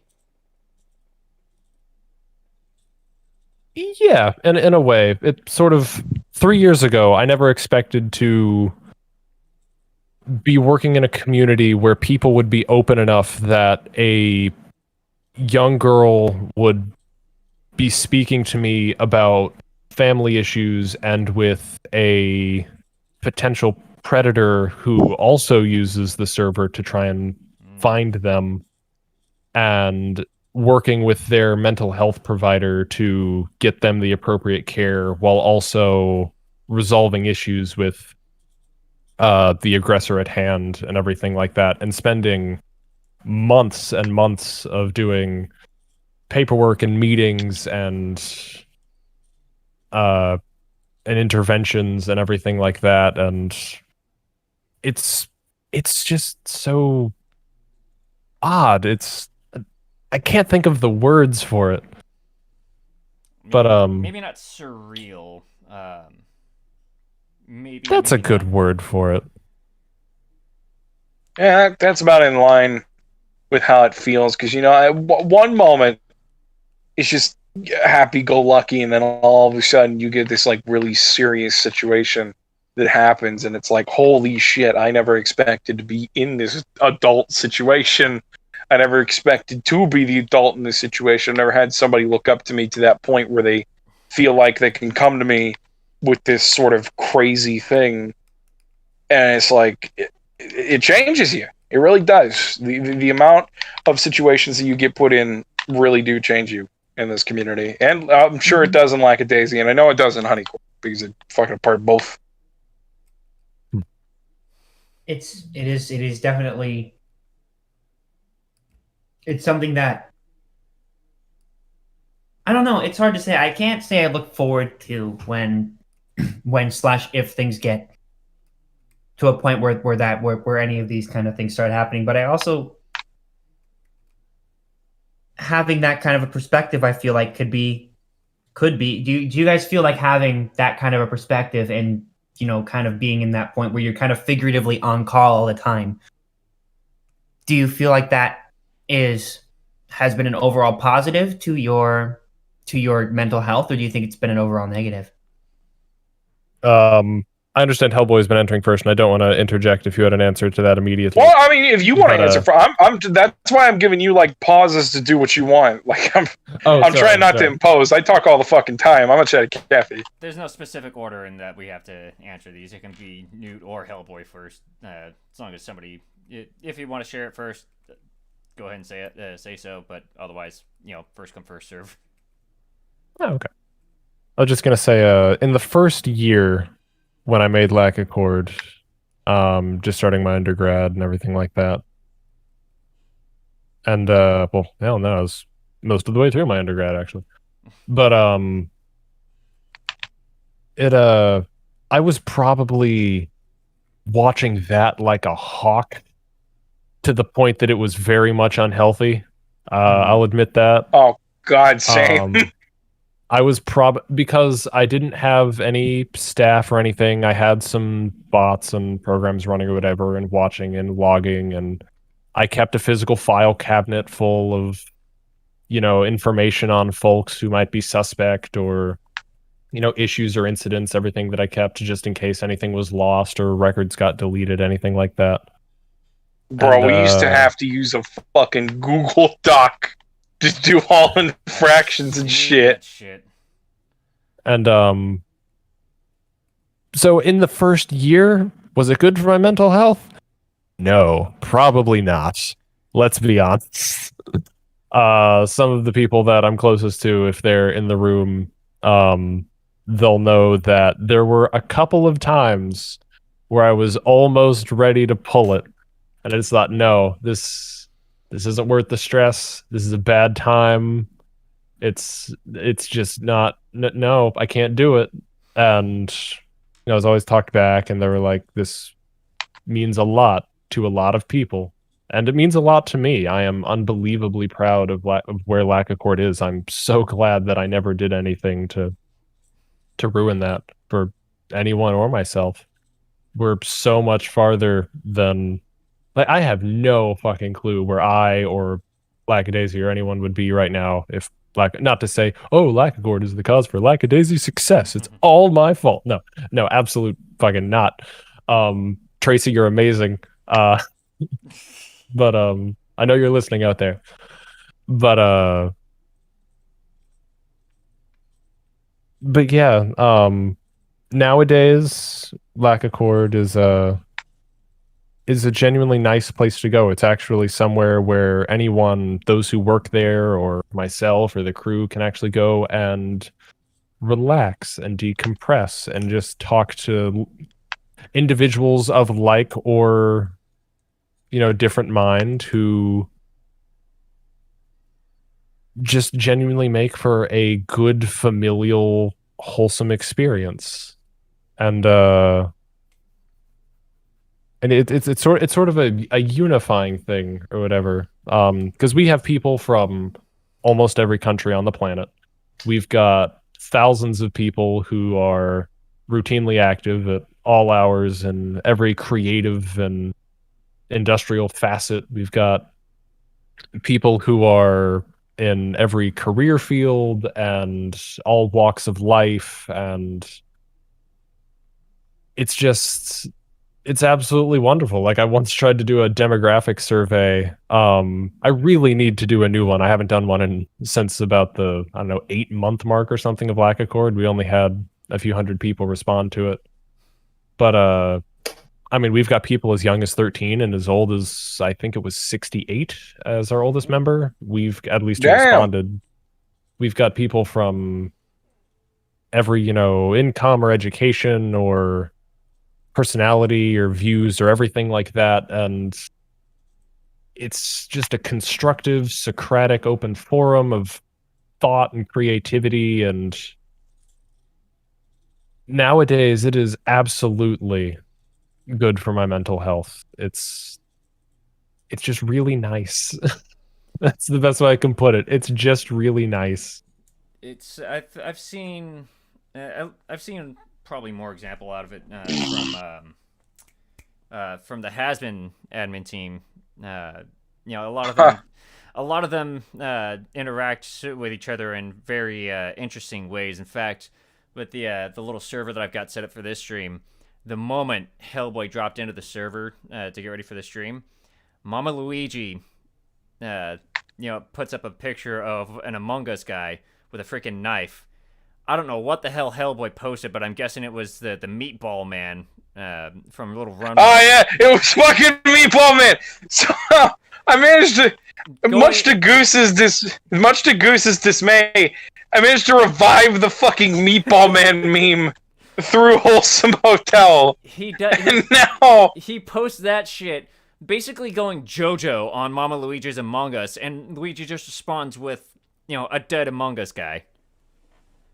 And I'm sitting there, I'm just like, do I need to dive for cover right now? My stand is Meatball Man. That's all there is to it. But I look at things that happen like that, and I see, people that interact with each other, that work with each other on a lot of different things, because, it's not just the Has-Been server, it's also the Honey Cord, which is part of where the Honey staff grew from. And the shit that comes out of that Twitter account, I'm just like, are you guys, okay in the head sometimes? The answer is no, and that's a good thing. I can tell you guys, honestly, to answer your question really quickly, because y'all moved on from it, and I didn't get a chance to say my part. Adminning, what would you even say? Adminning, moderating? I don't even know how the fuck you would say it, but moderating the fan cord and the honey cord, I wouldn't say it's necessarily an improvement on my mental health, but it's not a degradation on it. It's a big hodgepodge of both. It's both taxing and relaxing because the staff teams are very loosey-goosey with each other. We do treat it like a family. We treat the members like family, and we treat each other like family because, again, at the end of the day, we're all a part of the Losers Club, and that's just how it is. We treat each other like brother and sister. In fact, I even call Luigi my sister because I see them as a sister. I call Scarlett, an old admin on the fan cord, my sister because she's also my sister. I see them like that. They're just family. And that's kind of where our humor stems from. We're all just brothers and sisters goofing and gaffing and doing all this random bullshit. Beating each But other for me up and stuff, personally, it is just a big mix of bad and good. Because I can say right now, actually, I'm having like a huge social burnout when it comes to moderating anything. I'm like, I wouldn't say I'm non-existent on either teams, but I've kind of stepped back from the fan cord, pushed myself further in the honey cord, and I'm flip-flopping between the two each week. I can say that there are a lot of times that my mental health has just not been there. Specifically, I can say his name because everybody knows who the fuck he is. Sly Fox? That's like yeah, that specific situation put me in a very, very dark place. That was I right was before all over the the other fucking- one hit too. Gosh, it really is every week, isn't it? Yeah, Jesus. it feels like it. Situations like those kind of put me on edge, and my mom, like even people IRL can tell when I'm having a tough time on Discord. My mom has come in to my room before, and I'll be in the middle of a Discord call, and she can tell something's going on, or I'll be on my phone while we're in the car. I'll be listening to fucking Slipknot and trying to get my mind off things, and she'll see it in my face that things aren't really right. But then there's other times where, you know, we do come together as a family and we joke around on the Twitters and we join voice calls at random. Like there'll be a 15-person call going on in the honey cord, and then I'll pop in the secret 16th member and yell about fucking cheesecake, and then it'll just all kind of blissfully wither away.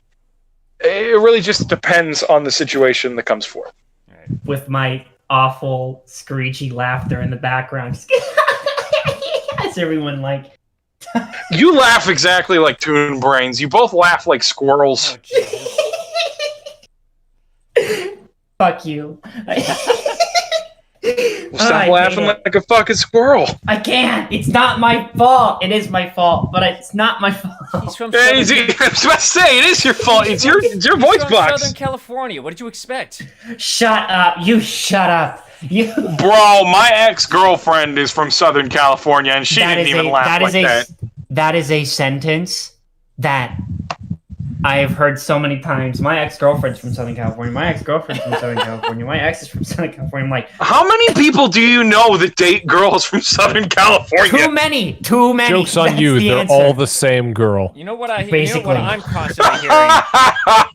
The thing that I'm constantly hearing around where I live, everybody seems to have a girlfriend or boyfriend in Canada. Not SoCal. Well, right now, I have a girlfriend that's in Maui. Oh, Jesus. That's gay. Wait, what? You're gayer. True.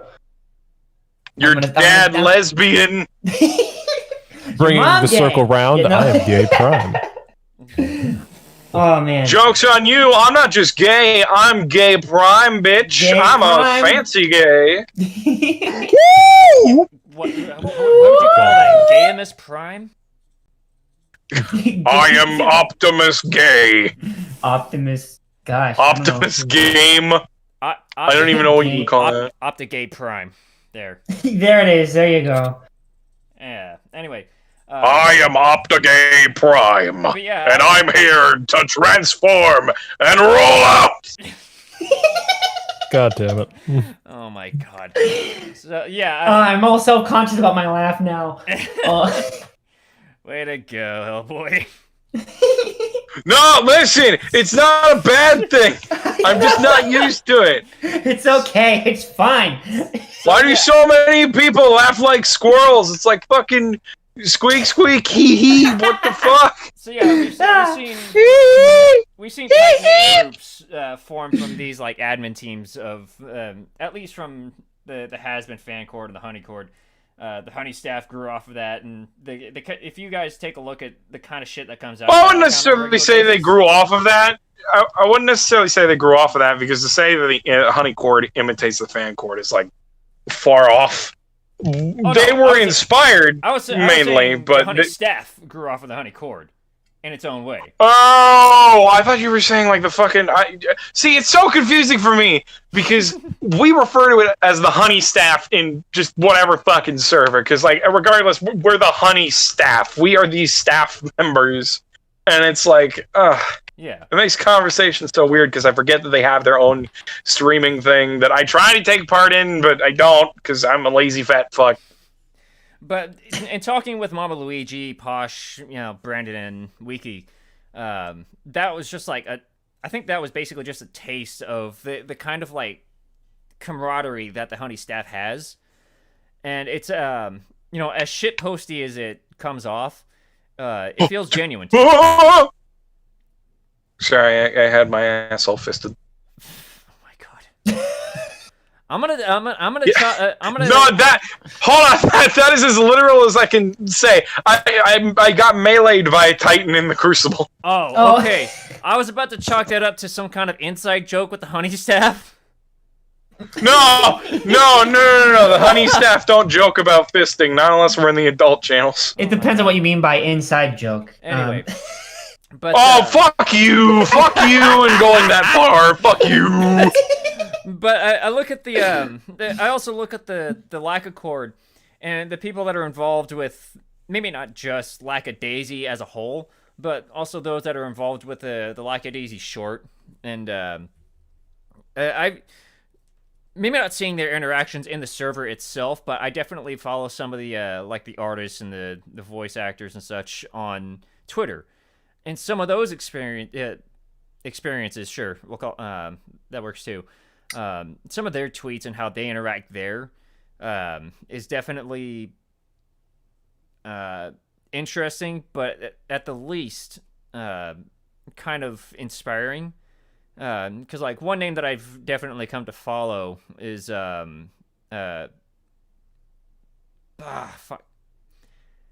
How do you usually refer to her as Kazoodle? Oh yeah. Kaz. Yeah. Kazoodle Cat or just Kaz. Yeah. Just Kaz. Yeah.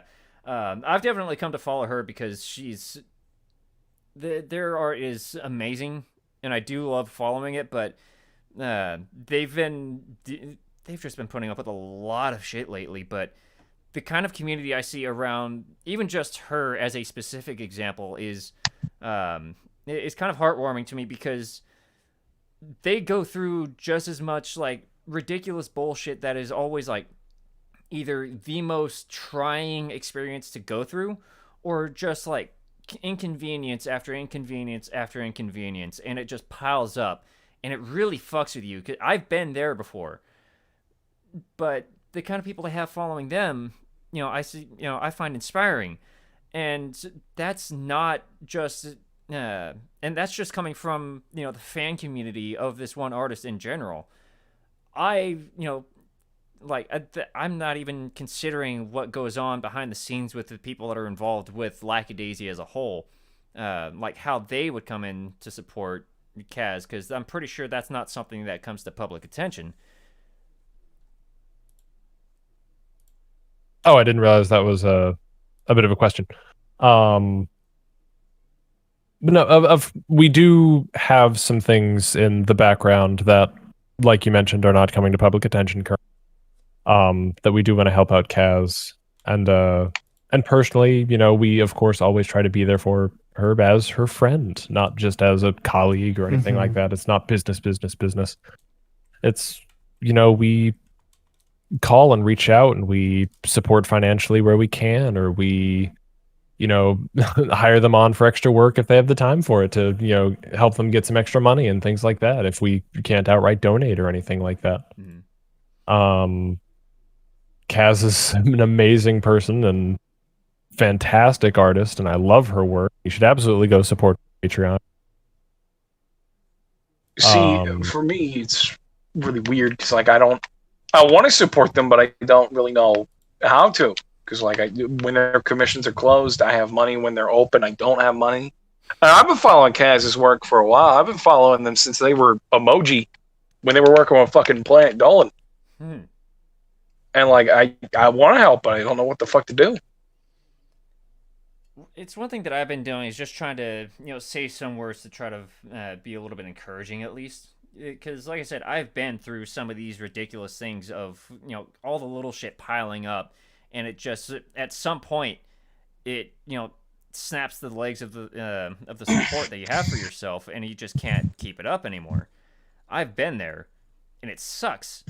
But I wanted to try to at least give them some kind of light at the end of the tunnel to let them know, hey, things are going to be okay. This is just going to be another challenge in life. And for me, I'm like, I wonder how often that tends to happen with the Lackadaisy team, whether it's within in-house or if it comes to any particular fans that are having trouble. Because I don't see that, I don't get to see that as much as I'd like to, whether it's always happening when I'm not paying attention, or if it's more something that's like behind the doors of the crew. So when it comes to lack accord, for example, when people are having issues, things like that, we normally, at least I normally, keep it a bit more out of public eye.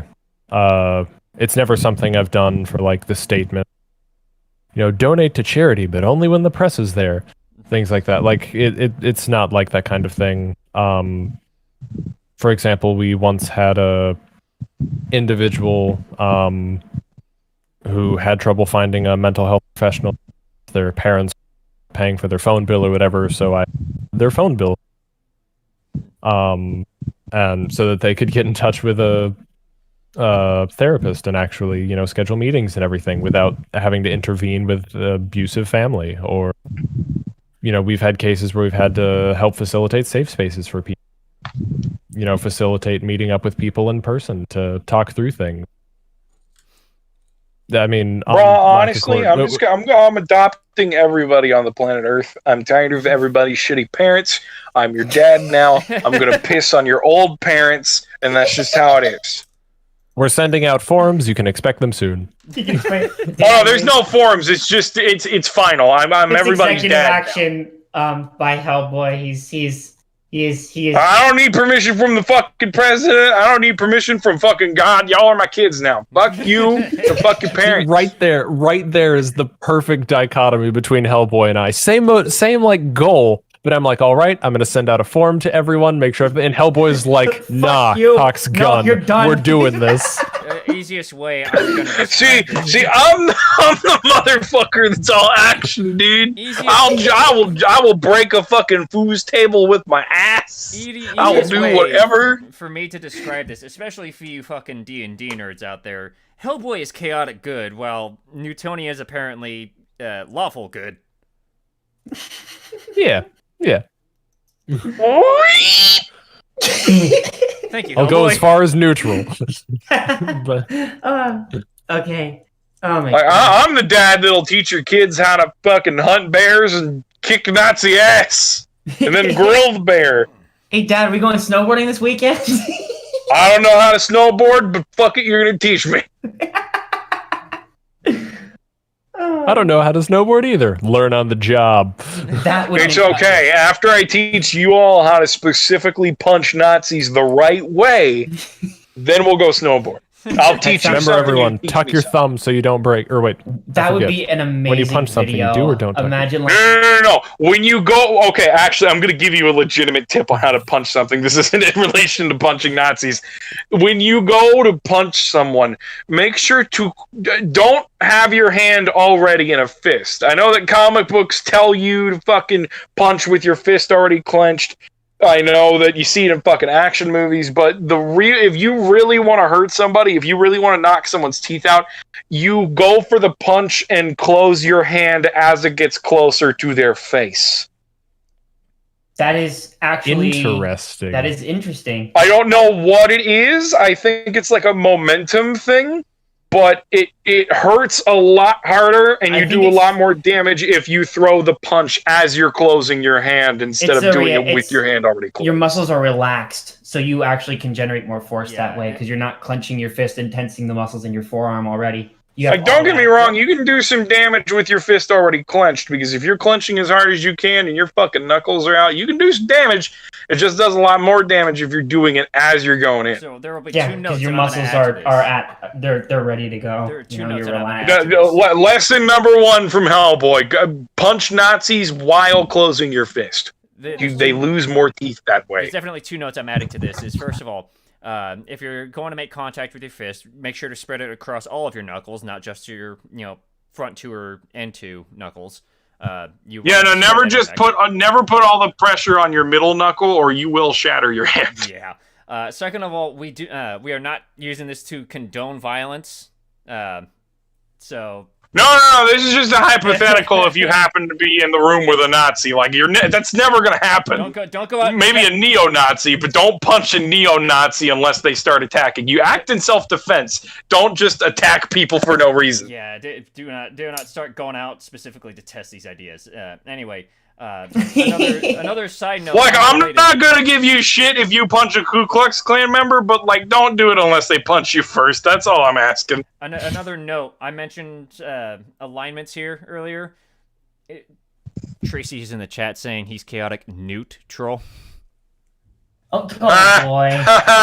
Oh man. I don't have it on my soundboard, but insert the noise of a deflating balloon. Oh man, that's wonderful though. Anyway, but yeah. Don't you mean a deflating banoot? Gonna fuck that up. It was a lot funnier in my head. Fable, I don't think you can fire Tracy. Tracy is showing herself out. Anyway, but yeah, it's kind of. I'm kind of. I guess glad would be a way to put it, that you don't put all these issues, all the little issues that come up with the crew out in any kind of a public space, because you don't want people to think, oh, things are falling apart, but at the same time, you're at least acknowledging here, yes, things happen, but we have, we have the strength to push through it. We're able to deal with it. But one thing I want to point out is that there's always people that are supporting each other, and a lot of these times I see people who are coming up and saying, "Hey, I'm having these kind of issues," and they people will reach out and say, "I'm willing to talk to you if you need it," and sometimes they do. But there's other people that will say, I'm not in a good mood to talk, but they'll always push people away. But I don't think that really helps anything by just trying to isolate yourself from everyone else, thinking you'll isolate yourself from the problem, or thinking you'll just... Well, see, the best thing to do in those kind of situations is just let someone approach you, because I've learned from experience, pushing someone to talk is a lot worse for them than, them not talking at all. Because if you force them to talk, then they're not going to speak from the heart. They're just going to speak from a place of being put in the fucking corner, They'll just tell you what you want to hear to make you go away. Exactly. It's like you can't ask someone that's suicidal, "Hey, are you suicidal? Hey, do you want to talk about it? Hey, tell me about this so I can put you in this place." You're just going to make them want to run away. You can't help them if you force them into something. Right. You can only help those who want to be helped, and the hard reality sometimes is that if people don't want to be helped, they will not be helped. Right. And I think that's also leads into another good question. Is it harder to put in the effort to help somebody who wants to be helped, or is it harder to let a person who doesn't want to be helped not be helped? Which one do you guys find to be more difficult, from any standpoint? Well, for me, I'm the help everybody guy. Like, I not that I have some kind of weird fucking hero complex. It's just that if I see somebody in trouble, it's my first instinct to help them, to extend the olive branch and be like, "Yo, bro, you did this for me, so I'm here for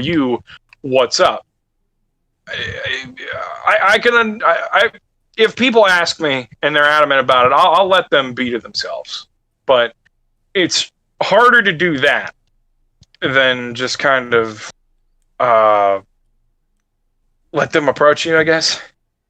Because like I would rather let them approach me than and them get help when they want it. Just not give them help. Makes sense. Right.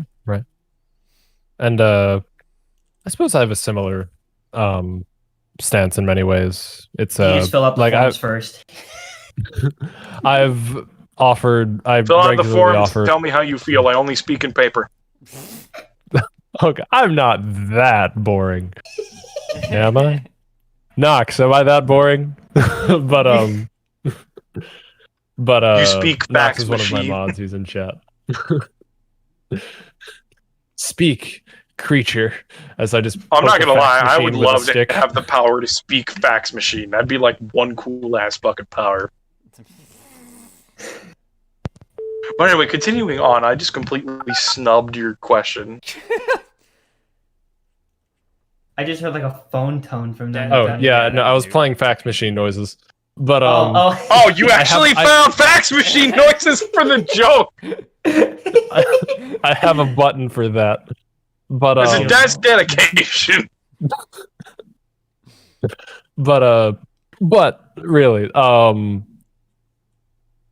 I've extended to Black Accord the offer, and I try to regularly that if anyone's having any issues, be it with someone in the community or just something personal, that I am someone who can be spoken to about these things. I am no professional. I deal with my own issues. I've dealt with I deal with depression and have, and in many ways do deal with, anxiety and suicidal tendencies like that.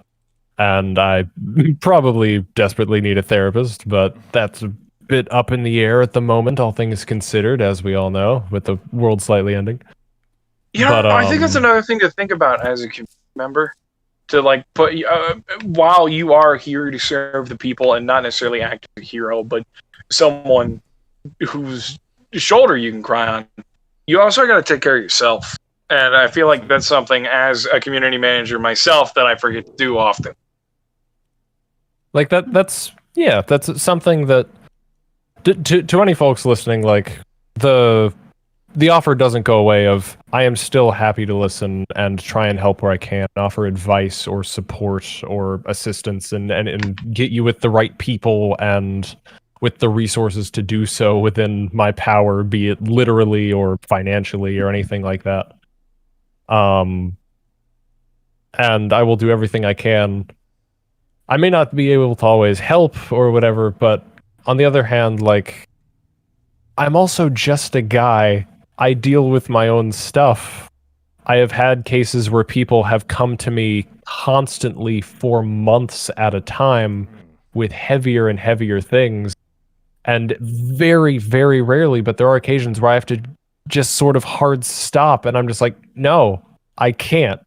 This is too much. I just can't. I cannot continue to facilitate this kind of relationship professionally. Like, Yeah, that's another don't thing know- that always sucks because you get those people that take too much from you. They abuse your good nature, and they have problems that are just beyond fixing. And, sometimes you have to remind yourself, you can't fix everybody. You're not Superman.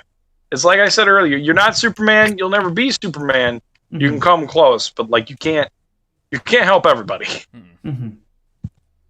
It's definitely something I keep trying to remind someone else that I deal with, in that they're the type of person that wants to help everybody, no matter what the cost. But they're, at the end of the day, how much are you going to be able to help if you end up destroying yourself in the process? Yeah. I'll sleep when I'm dead. You'll die if you don't sleep. I will say that's a terrible mentality that I still deal with. Like, I hate bringing it up because I'm like, oh, I want to help everybody and I'm Superman. And like you said, no, I am not Superman. I am fallible and I deal with my own issues and everything like that. But I do, to a fault, I will definitely admit that, try and help more people with more things more often than I probably should. You got an 18-ounce ribeye when all you needed was a 12. But hey, you left more full. You have leftovers for tomorrow. I don't know where this analogy's going, but this analogy just went off the fucking rails. That's all Point it is went there. steak. Yeah. I mean, I'm a vegetarian, so. Oh, well, fuck. So as a vegetarian, Still I went there. apologize for eating the cow that you were supposed to say. as a vegetarian, Oh no, would you you're fine. It's As a vegetarian, would you say Outback Steakhouse steaks actually count as steak? Dude, Outback Steakhouse licks the foulest part of my asshole and tongue, baby. Good lord. So do they have a good bloomin' onion? I will say the biggest thing I love about Outback is I will tear apart that fucking onion. Yes! Yeah, the bloomin' onion. But so the most recent memory I have of an Outback was meeting some family at one last year, and there was a roach on our table, and the waitress screamed and ran away. I just picked him up and tossed him outside. It's a roach. It's not the end of the world. And I wiped off the table and all that. And then yeah, but roaches are dirty fucking parasites. I get where she's coming from, but also it's your job to kill. And then one of the people who I was with there asked to speak to the manager, and the waitress was like, absolutely. And then the manager forgot and never came. And then eventually they came later, and they're like, oh, we'll give you 10%. Sorry. I hate that that's an accurate description of fucking Outback Steakhouse, because that's what happens there every fucking time. I'm just like, I mean, the food was decent and all, but the big thing was they weren't surprised by the roach. Oh, jeez. And that's a thing. If you ever see a pest at a restaurant, be it roach or rat or termite, God forbid, anything like that, and you get to the manager, see if they look surprised or not. Because if they're surprised, then it's a new thing, and they're going to deal with it. If they're not surprised, they knew it was there. They're just disappointed you saw. Oh, jeez. Right. And it's time to not eat there. Yeah. I've DoorDashed Outback a couple times because I was craving steak, and Smoky Bones, this local place, wasn't open at the time. But I think my most recent memory of being in an indoors Outback would have had to have been when we were in Florida one year. My family goes to Siesta Key, Florida for vacation every year. We go typically in the first week of May. Sometimes we go the second week, but we never go the third or the fourth because that's when hurricane season starts and it starts to become a real bitch. I was 11 years old, and I love steak. I've been raised on beef. My grandpa was a meat cutter for Wright Pat Air Force Base for God knows how many years, ever since he got back from Vietnam. So steak has been my livelihood. I love it. Give me more. Give me more. And Outback Steakhouse was one of my obsessions because they had the best steak that I had ever, at least at the time, because I had childhood taste buds and I didn't know any better. So we were in the Outback, and I ordered the same thing my grandpa gets. He gets the house salad. He gets a 12-ounce ribeye with steak fries or a baked potato, depends on what he's craving. And he gets a side of greens. And we ordered, not only did the order, well, first off, it took 40 minutes for our drinks to get to us. We were sitting there for 40 minutes before they remembered, oh, hey, these people ordered a bunch of Cokes and a couple martinis. So 30 minutes, 40 minutes goes by. We finally get our fucking drinks, and then another 30 minutes on top of that, our food gets there. It's cold as shit. And for some reason, instead of greens, they gave us these bowls of sauteed mushrooms, but they were clearly fucking microwaved, and they were congealing. They had a big, thick slime underneath the rim of the fucking mushroom that I think was I think it was congealed brown gravy, because these were sitting in some kind of weird fucking gravy, and you're not supposed to put sauteed mushrooms in gravy. You're just supposed to put them in a pan and butter them up and salt them up and fry them up, the usual. So what the fuck happened there is beyond me. But my grandpa, he asks for his steak to be put in the back and re-grilled. Because not only was it raw as fuck, my grandpa gets it rare, so do I. He likes it a little pink in the middle, but it was too pink in the middle. It was almost like they just put it on the grill for 5 minutes so that it'd be brown on the outside and then slapped it on a fucking plate for him. He has them basically. He has them recook it, they bring it back, and now it's fucking burnt. It's well done. If you're a steak lover, you know well done is not the way to eat a fucking steak. No. So he has them send it back a second time, and then they come back and they're like, "Hey, sir, yeah, we lost your fucking steak. We don't know where it is. We can give you a free meal though."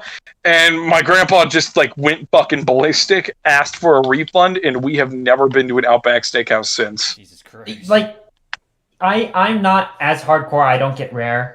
Like I medium rare. Medium is how I always go. Same.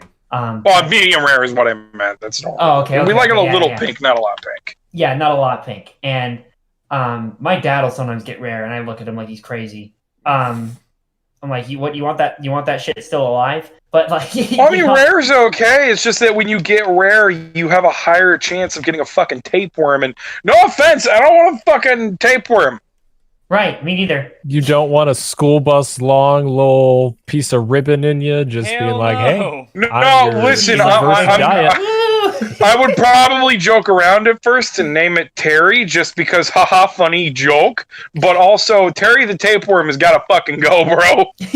Also, to anyone who's actually dealing with a tapeworm, be it listening now or in the VOD, I sincerely apologize. I hope you get well. It's okay. We love you, and we love your tapeworm. Well, we hate your tapeworm. We hate that you have a tapeworm, but also, point is, get better. We support you. Man, we support you. Get the treatment you need. See, I'm the one that and derailed. don't order rare steak at Outback, because that's probably what happened. See, I'm the one that. I'll tell you what, though. After that experience with Outback Steakhouse, we went to Longhorn Steakhouse. The next year, we went to Florida. Fucking never again. Never are we going to an Outback again, because fucking Longhorn Tavern was the shit. No, the one with the peanuts, Texas Roadhouse. Longhorn Steakhouse or Tavern or whatever the fuck you call it. I think it's Longhorn Tavern. They have like the fancy fucking steaks with the mushroom dishes and the fucking shrimp on top of them, and they have like creams and shit. They're the good shit. They're the expensive steakhouse that only Dale and his white privileged family go to. Dale? Yeah, Dale. Dale Gribble. Dale Earnhardt and no, wait, not Dale Earnhardt. I think it's an actual fucking person. Fucking Dale. Dale Earnhardt's dead. Wait, is it? Are they? Who the fuck is Dale Earnhardt? He's a NASCAR driver. He was a NASCAR. Oh, the one. That's right. The one whose, bless his soul, spine got removed in a crash. Yes. Shit. Oh. I didn't know any of this. I don't fucking watch racing. I'm sorry, Dale Earnhardt. You have my respect. I have a lot of family who. There will never be another driver like Dale Earnhardt. There will never be another driver like Dale Earnhardt. Man, I feel like a fucking douche now. Okay, well then Dale. It's funny. Dale Johnson. I'm trying to think of like the most white name ever. Dale Johnson takes his family to fucking Longhorn. Dale Taylor. Dale Johnson and his two boys that get straight A's in school. I was going to say Dale Gribble. And his wife that cheats on him at the office. I was going to say Dale Gribble from King of the Hill, but that works too. Oh, good lord. Well, I mean, Dale Gribble's like a fucking conspiracy nut. He's not an average white dad. Fucking Hank is. Hank's the average white dad. Oh, man. I derailed this conversation with the Outback thing. My fault on this one, but there is one more thing I want to ask you guys before we get to the closing bit. I've talked with the honey staff before about basically being approached only because you guys know Michael or because you know Ashley or all these different people that you know or talk to, and it's something that apparently becomes very easy to forget that the people you approach in the hopes of getting to like have a word with whoever creator or animator or whoever is, it's very easy to forget that you're approaching a person, that has kind of formed those connections naturally, and it's you feel maybe I don't know if you might feel like a a gatekeeper or just like somebody that's just kind of forgotten on the process? But how often does that happen in your respective communities? Believe it or not, that happens a lot to me, and I don't really know how to explain it. I personally, when it happens, and it does happen a lot, I've had people that I used to think of as really awesome friends that I haven't talked to for a year, and then all of a sudden, a year later, they'll come to me and be like, yo, I heard that you talked to Viv. Can you share with her my fan fiction about my self-insert OC? I think it would make a really great episode. Oh my God, those messages. It really makes you feel objectified. It really makes you feel like a fucking object, because at that point, they've forgotten you as a friend, and you are more of a door. You are a door, and they are knocking profusely. That's pretty much all they see you as. And it hurts. It does, because, like, again, these are some of, like, the closest friends I've had in over 4 years of being on Discord. Just all of a sudden twist and shift like it's nothing. But it does happen a lot. I don't know why it happens. I don't know why people are so adamant about, getting their shit put in like that. Like, man, okay, cool. I get it. You're a fan of Viv. I'm a fan of Viv too, but I don't talk to her like that. I'm a dude that told her about some really fucked up guy. Or, yeah, that's great. I don't talk to Michael all that often. I mean, I would like to, but he's busy doing VA work, so I can't really do that. And it's... But the thing that gets me, though, is I don't really get the fucking OC comments and the script requests. I don't get that as often as I get... what was I going to segue into? I don't get it as often as I get other things, specifically things like, hey, how is this person like? Or, hey, can you get me into contact with them? I just really want to fucking talk to them. Or the kind of people that will ask me if this specific person is single. Like, I've straight up had people ask me if fucking Viv is single and want to get together and fucking go to a bar or some shit, and it's like, well, why are you the way you are? I don't know much about Viv, and this might be completely incorrect. Don't they have a... I don't know if they are with anybody. For the longest time, I thought them and Amin were a couple, but Amin confirmed that they are in fact not. Like, I legitimately thought that they were together for the longest time, but no.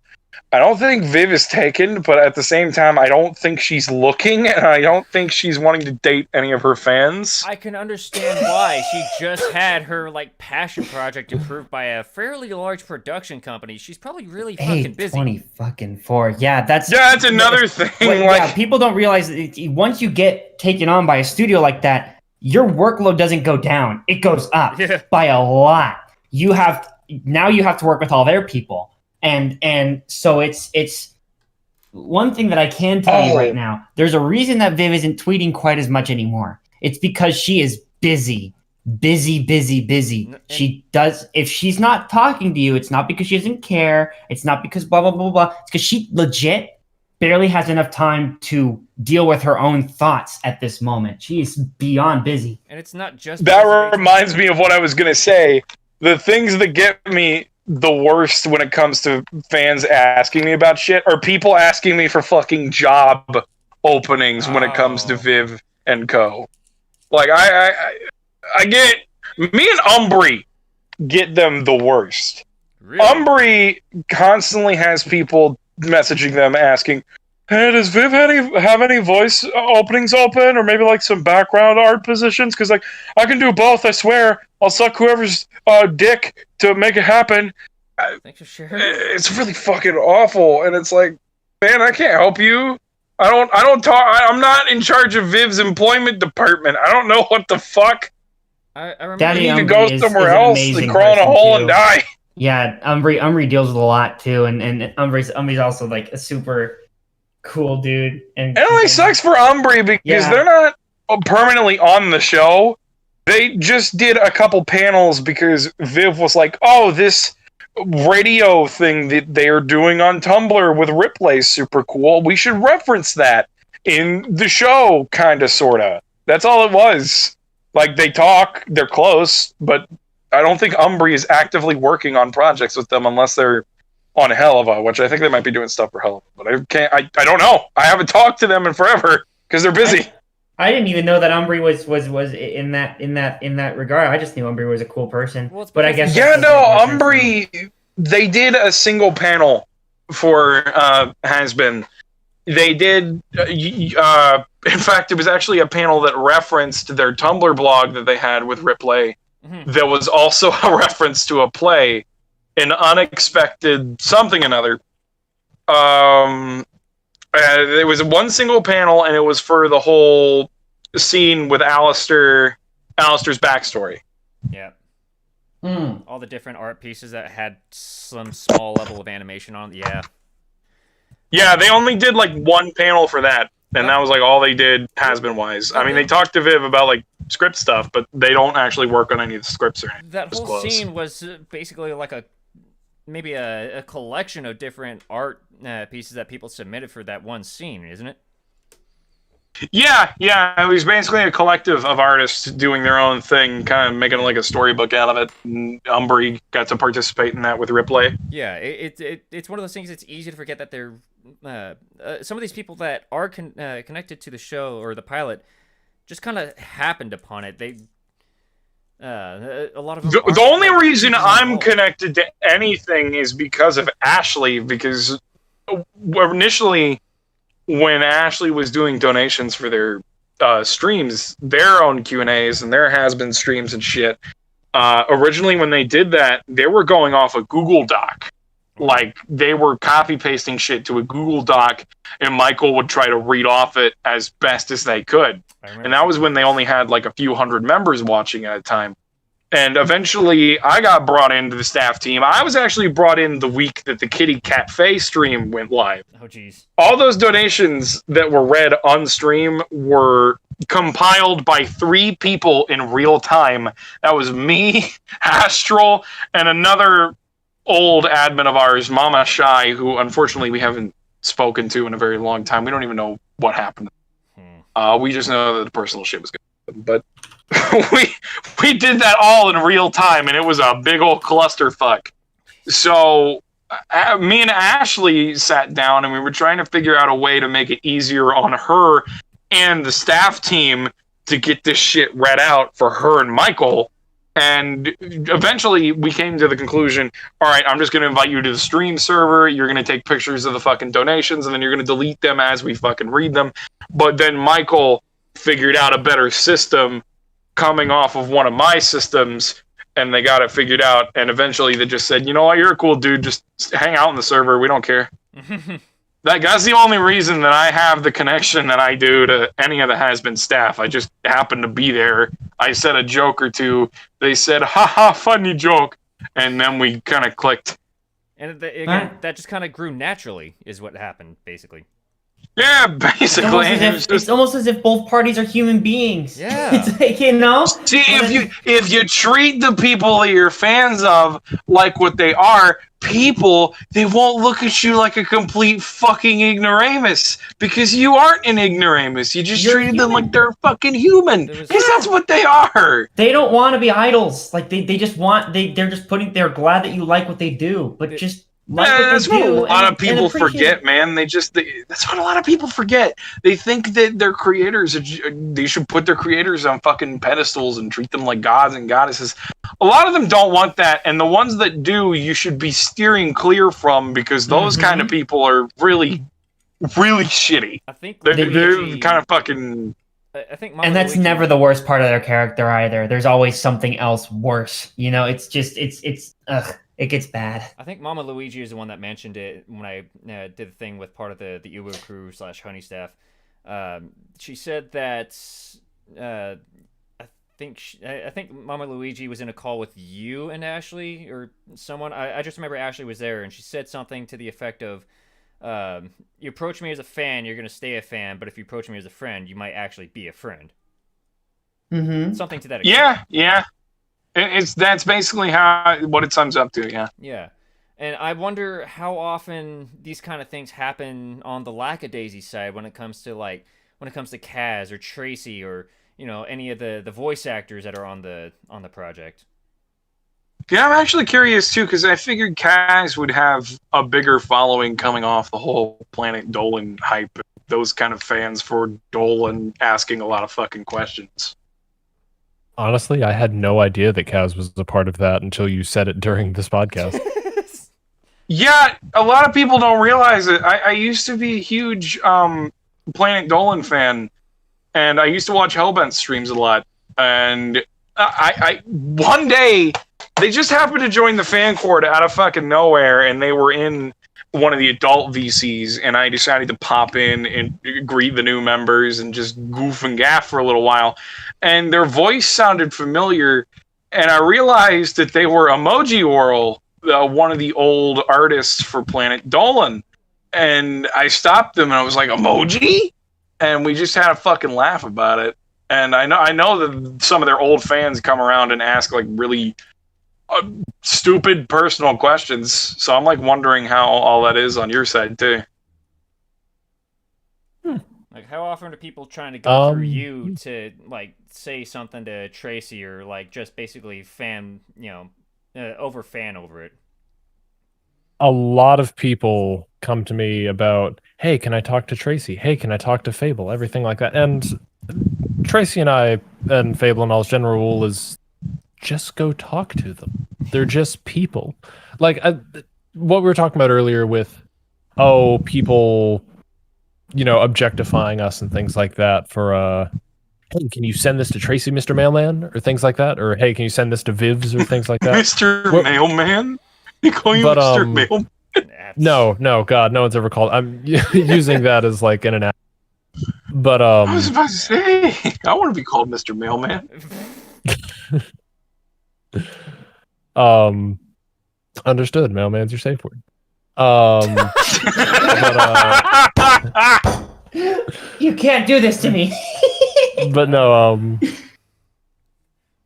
but another thing that a lot of people do that kind of makes myself uncomfortable, and I'm sure many other people in similar positions to us, is they glorify us a lot more than we need to be. They're like, oh, you are perfect individuals that are all powerful and all of that shit. Like, no, I fucking hate that.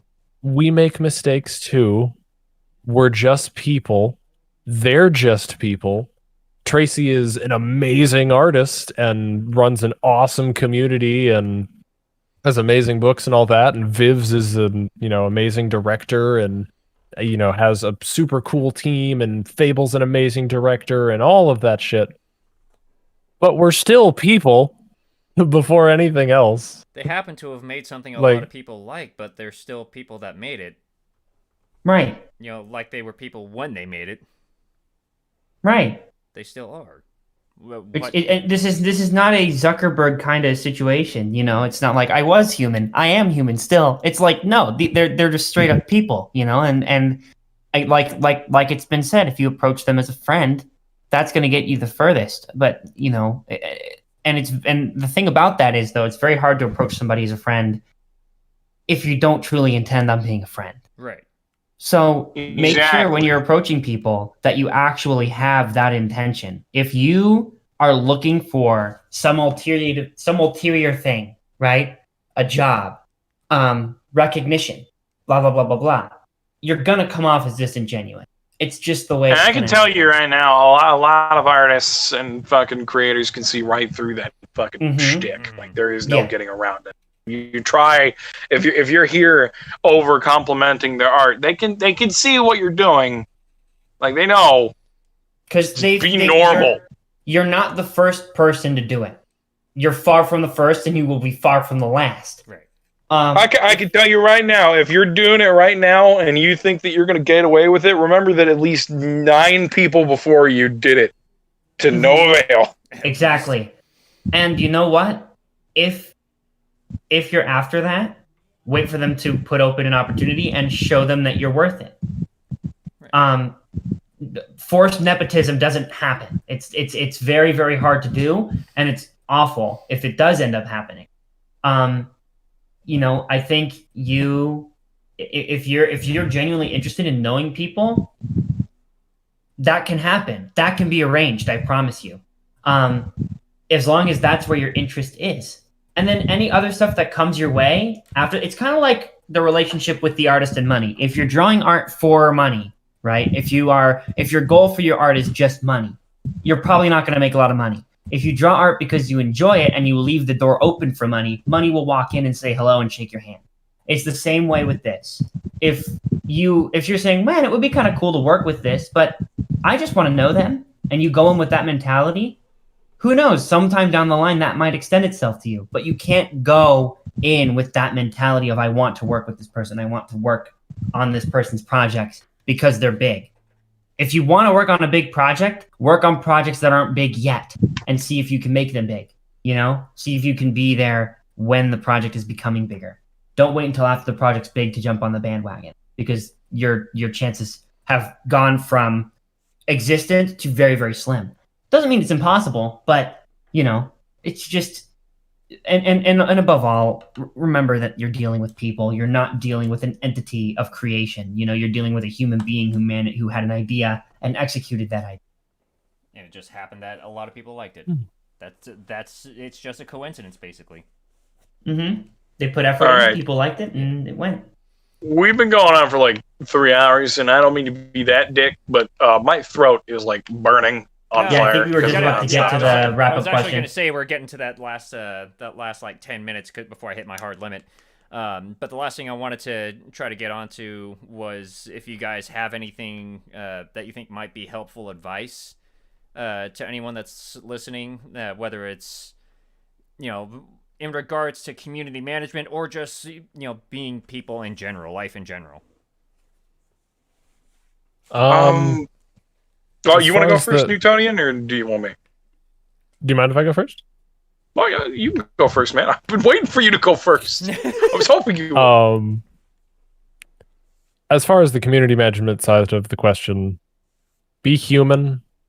Understand that you will fuck up. You will make people angry, and you will feel bad about it. And that is just being human. You will learn from your mistakes. There is a surprising amount of, going back to my roots here, documentation on the subject, where you can like look into books and papers and studies on how to most efficiently run and moderate, like administrate communities on any variety of platforms, be it sort of familiar or community based or work side or anything like that. And a lot of that can help, ask questions, ask us, ask folks like us. Be prepared to deal with some stressful shit, or understand that if you can't, that is okay, and pull out and say, no, I can't handle this right now. Someone else either take the reins or put things on hold. It'll take more time than you think. Things don't happen overnight. It will start slowly and it will increase over time. I mean, for example, like Lackadaisy, Tracy is huge in like, the webcomic sphere and in fairness, in furry circles and everything like that. Damn you furries! But that took upwards of a decade before that exploded like it did. And I'm sure Has-Been is the exact same way. I have no idea how been a thing online. It's I mean, Has-Been itself isn't as old as some of the characters that were developed, but I remember being like a tween, like 11 and 12. Die Young came out, and of course that was everyone's big intro to Viv. My intro was Timber. Everybody always says Die Young. Mine was Timber. I liked Timber. And then Arms of an Angel came out. That was when Angel Dust was first revealed to everybody, and I followed loosely, but I didn't know Has-Been was a thing until I don't know, pretty recently, like in the last couple of years. I didn't realize it was a thing until then, and I have been kind of following loosely. But I won't be real with you. I didn't know it was a thing until about 2018. yeah, And that's because somebody paid for ad space for a meme video of Has Been Hotel to be played on YouTube. It was Has Been Hotel's trailer, but Freddy Freaker's in every other panel. Oh my god. And that was my introduction to Has Been Hotel, an unskippable ad someone paid for to have Freddy Freaker in Has Been Hotel. Wow. Oh my god. but yeah, no. So yeah, it was on the motion. Things were set in motion and on the up and up for a long time, just like you mentioned. Yeah. So yeah, that is definitely similar. And so as you were saying, of course. Yeah. It and then anything on the life in general side, Newt? Yep. And then the life in general side, always be learning.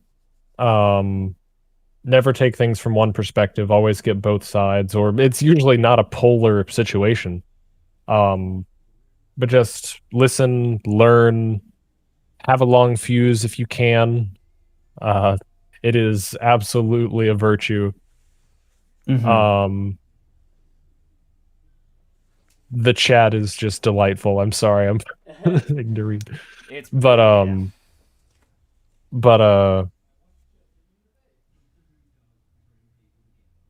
yeah, I'm just the best skill that I think I have as an individual is being able to take any situation and learn something from it and apply it to some facet of my life.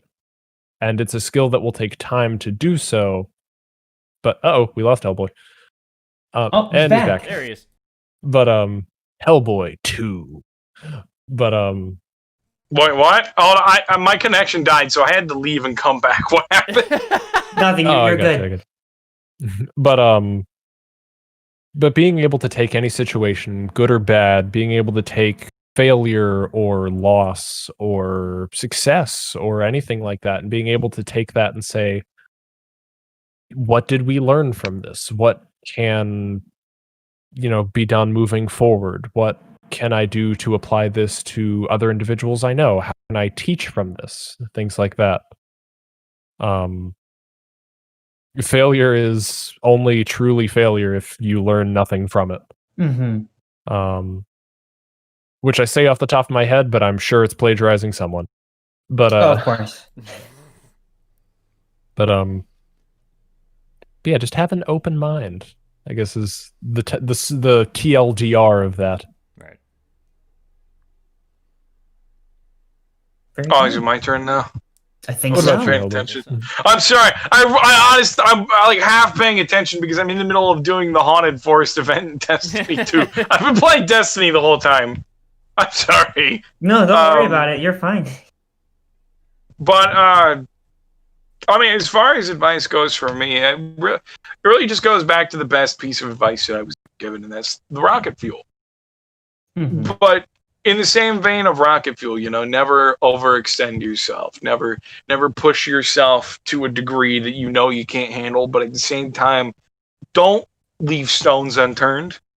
Because, for example, I have had so many opportunities. The biggest one would probably have to be working with Ashley. I initially was gonna go against it and just focus on the fan cord. But, I took that chance and I applied over in the honey cord and actually sat down and spoke with Ashley. And it was probably one of the best decisions I've made because she's one kick-ass motherfucker. And I wouldn't say that we're the bestest of friends. I mean, I like to think of her as my best friend. I don't know what she thinks of me. I know that we're tight. But we're friends. And I never thought that I would ever get to that point, and it opened up so many doors for me. Don't leave any opportunity that you think might benefit you unturned. Don't go for it just because it benefits you, but go for it because of the prospect of it, just the different experience, the possibilities it could open up, the friends you could make. And at that same time, don't ever let anything negative stop you from doing what you want to do. Take that negative thing and make it your rocket fuel, like my granddad told me. In some ways, I think I can say technically I left my engineering career for Lackadaisy. What, do you regret it? No, that's not a regret. That's actually, I'm extremely happy. I was very overworked and depressed, and it wasn't super fulfilling. Now I'm just overworked, and it is super fulfilling. That's basically how it amounts to. Yeah, I felt the same way because around that time I was working at Walmart, and then this opened up so many different possibilities for me. So yeah, I can relate. All right. Well, but yeah, it really just boils down to don't leave any stone unturned. Use your negative shit as rocket fuel. Don't forgive. Don't forget. Forgive if you can. Always be kind and never be cowardly. And what it amounts to. Fair enough. All right. You think you would agree with that, Newtonian? Absolutely. Yeah. And I do like that. Always be kind and never be cowardly. Well, I stole that from Doctor Who, but you know. I mean, Doctor Who is great. Lots of things to be learned from Doctor Who. Lots of things to be learned. But look, the best things you can learn in life are from Matt Smith's run and Peter Capaldi's run. I will give you that. Mm-hmm.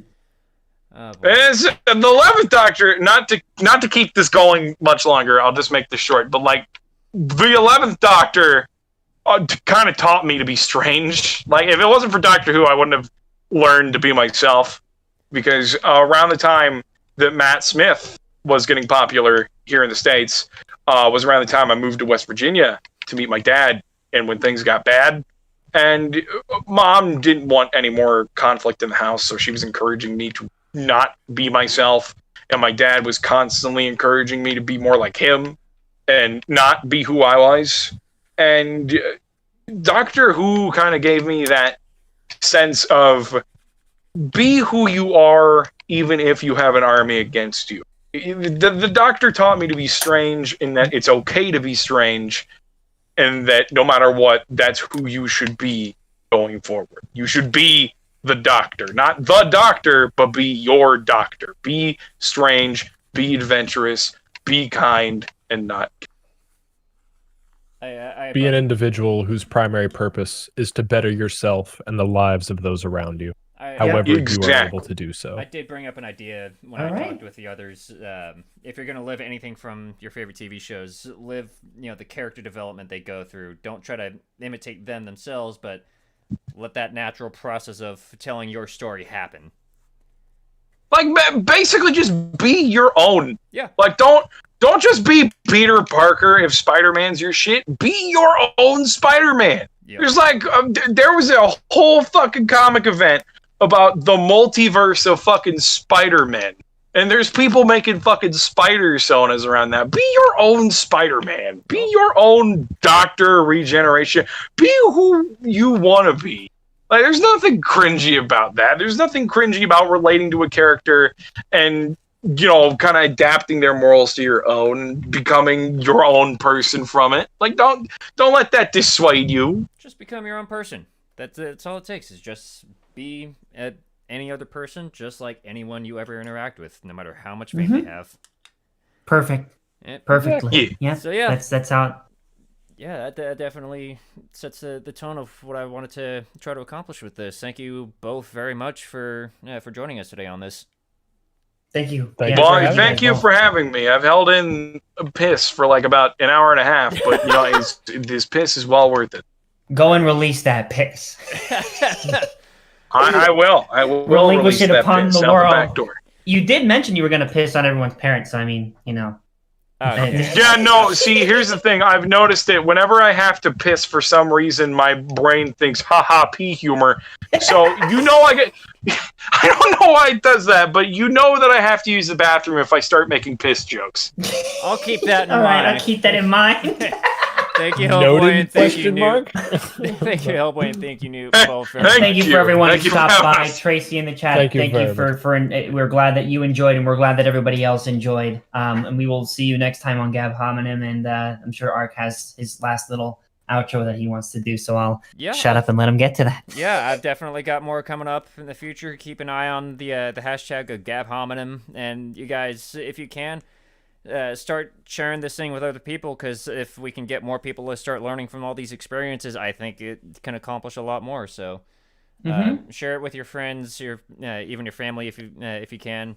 But otherwise, hope to see you guys. Share me with your grandpa. I would love to meet your grandpa. Oh boy. Heck yeah. Actually, my grandparents were listening to this. Oh. Want to meet that? Oh, okay. Hello, grandma and grandpa. I don't know what the fuck that voice was. I just did. All right. I'm just here. I'm like half here and half focused on needing to take a piss. Thank you guys again for joining us, and thank you all for listening. I'll see you all next time. See you guys. Everybody take care and have a good night. Bye-bye.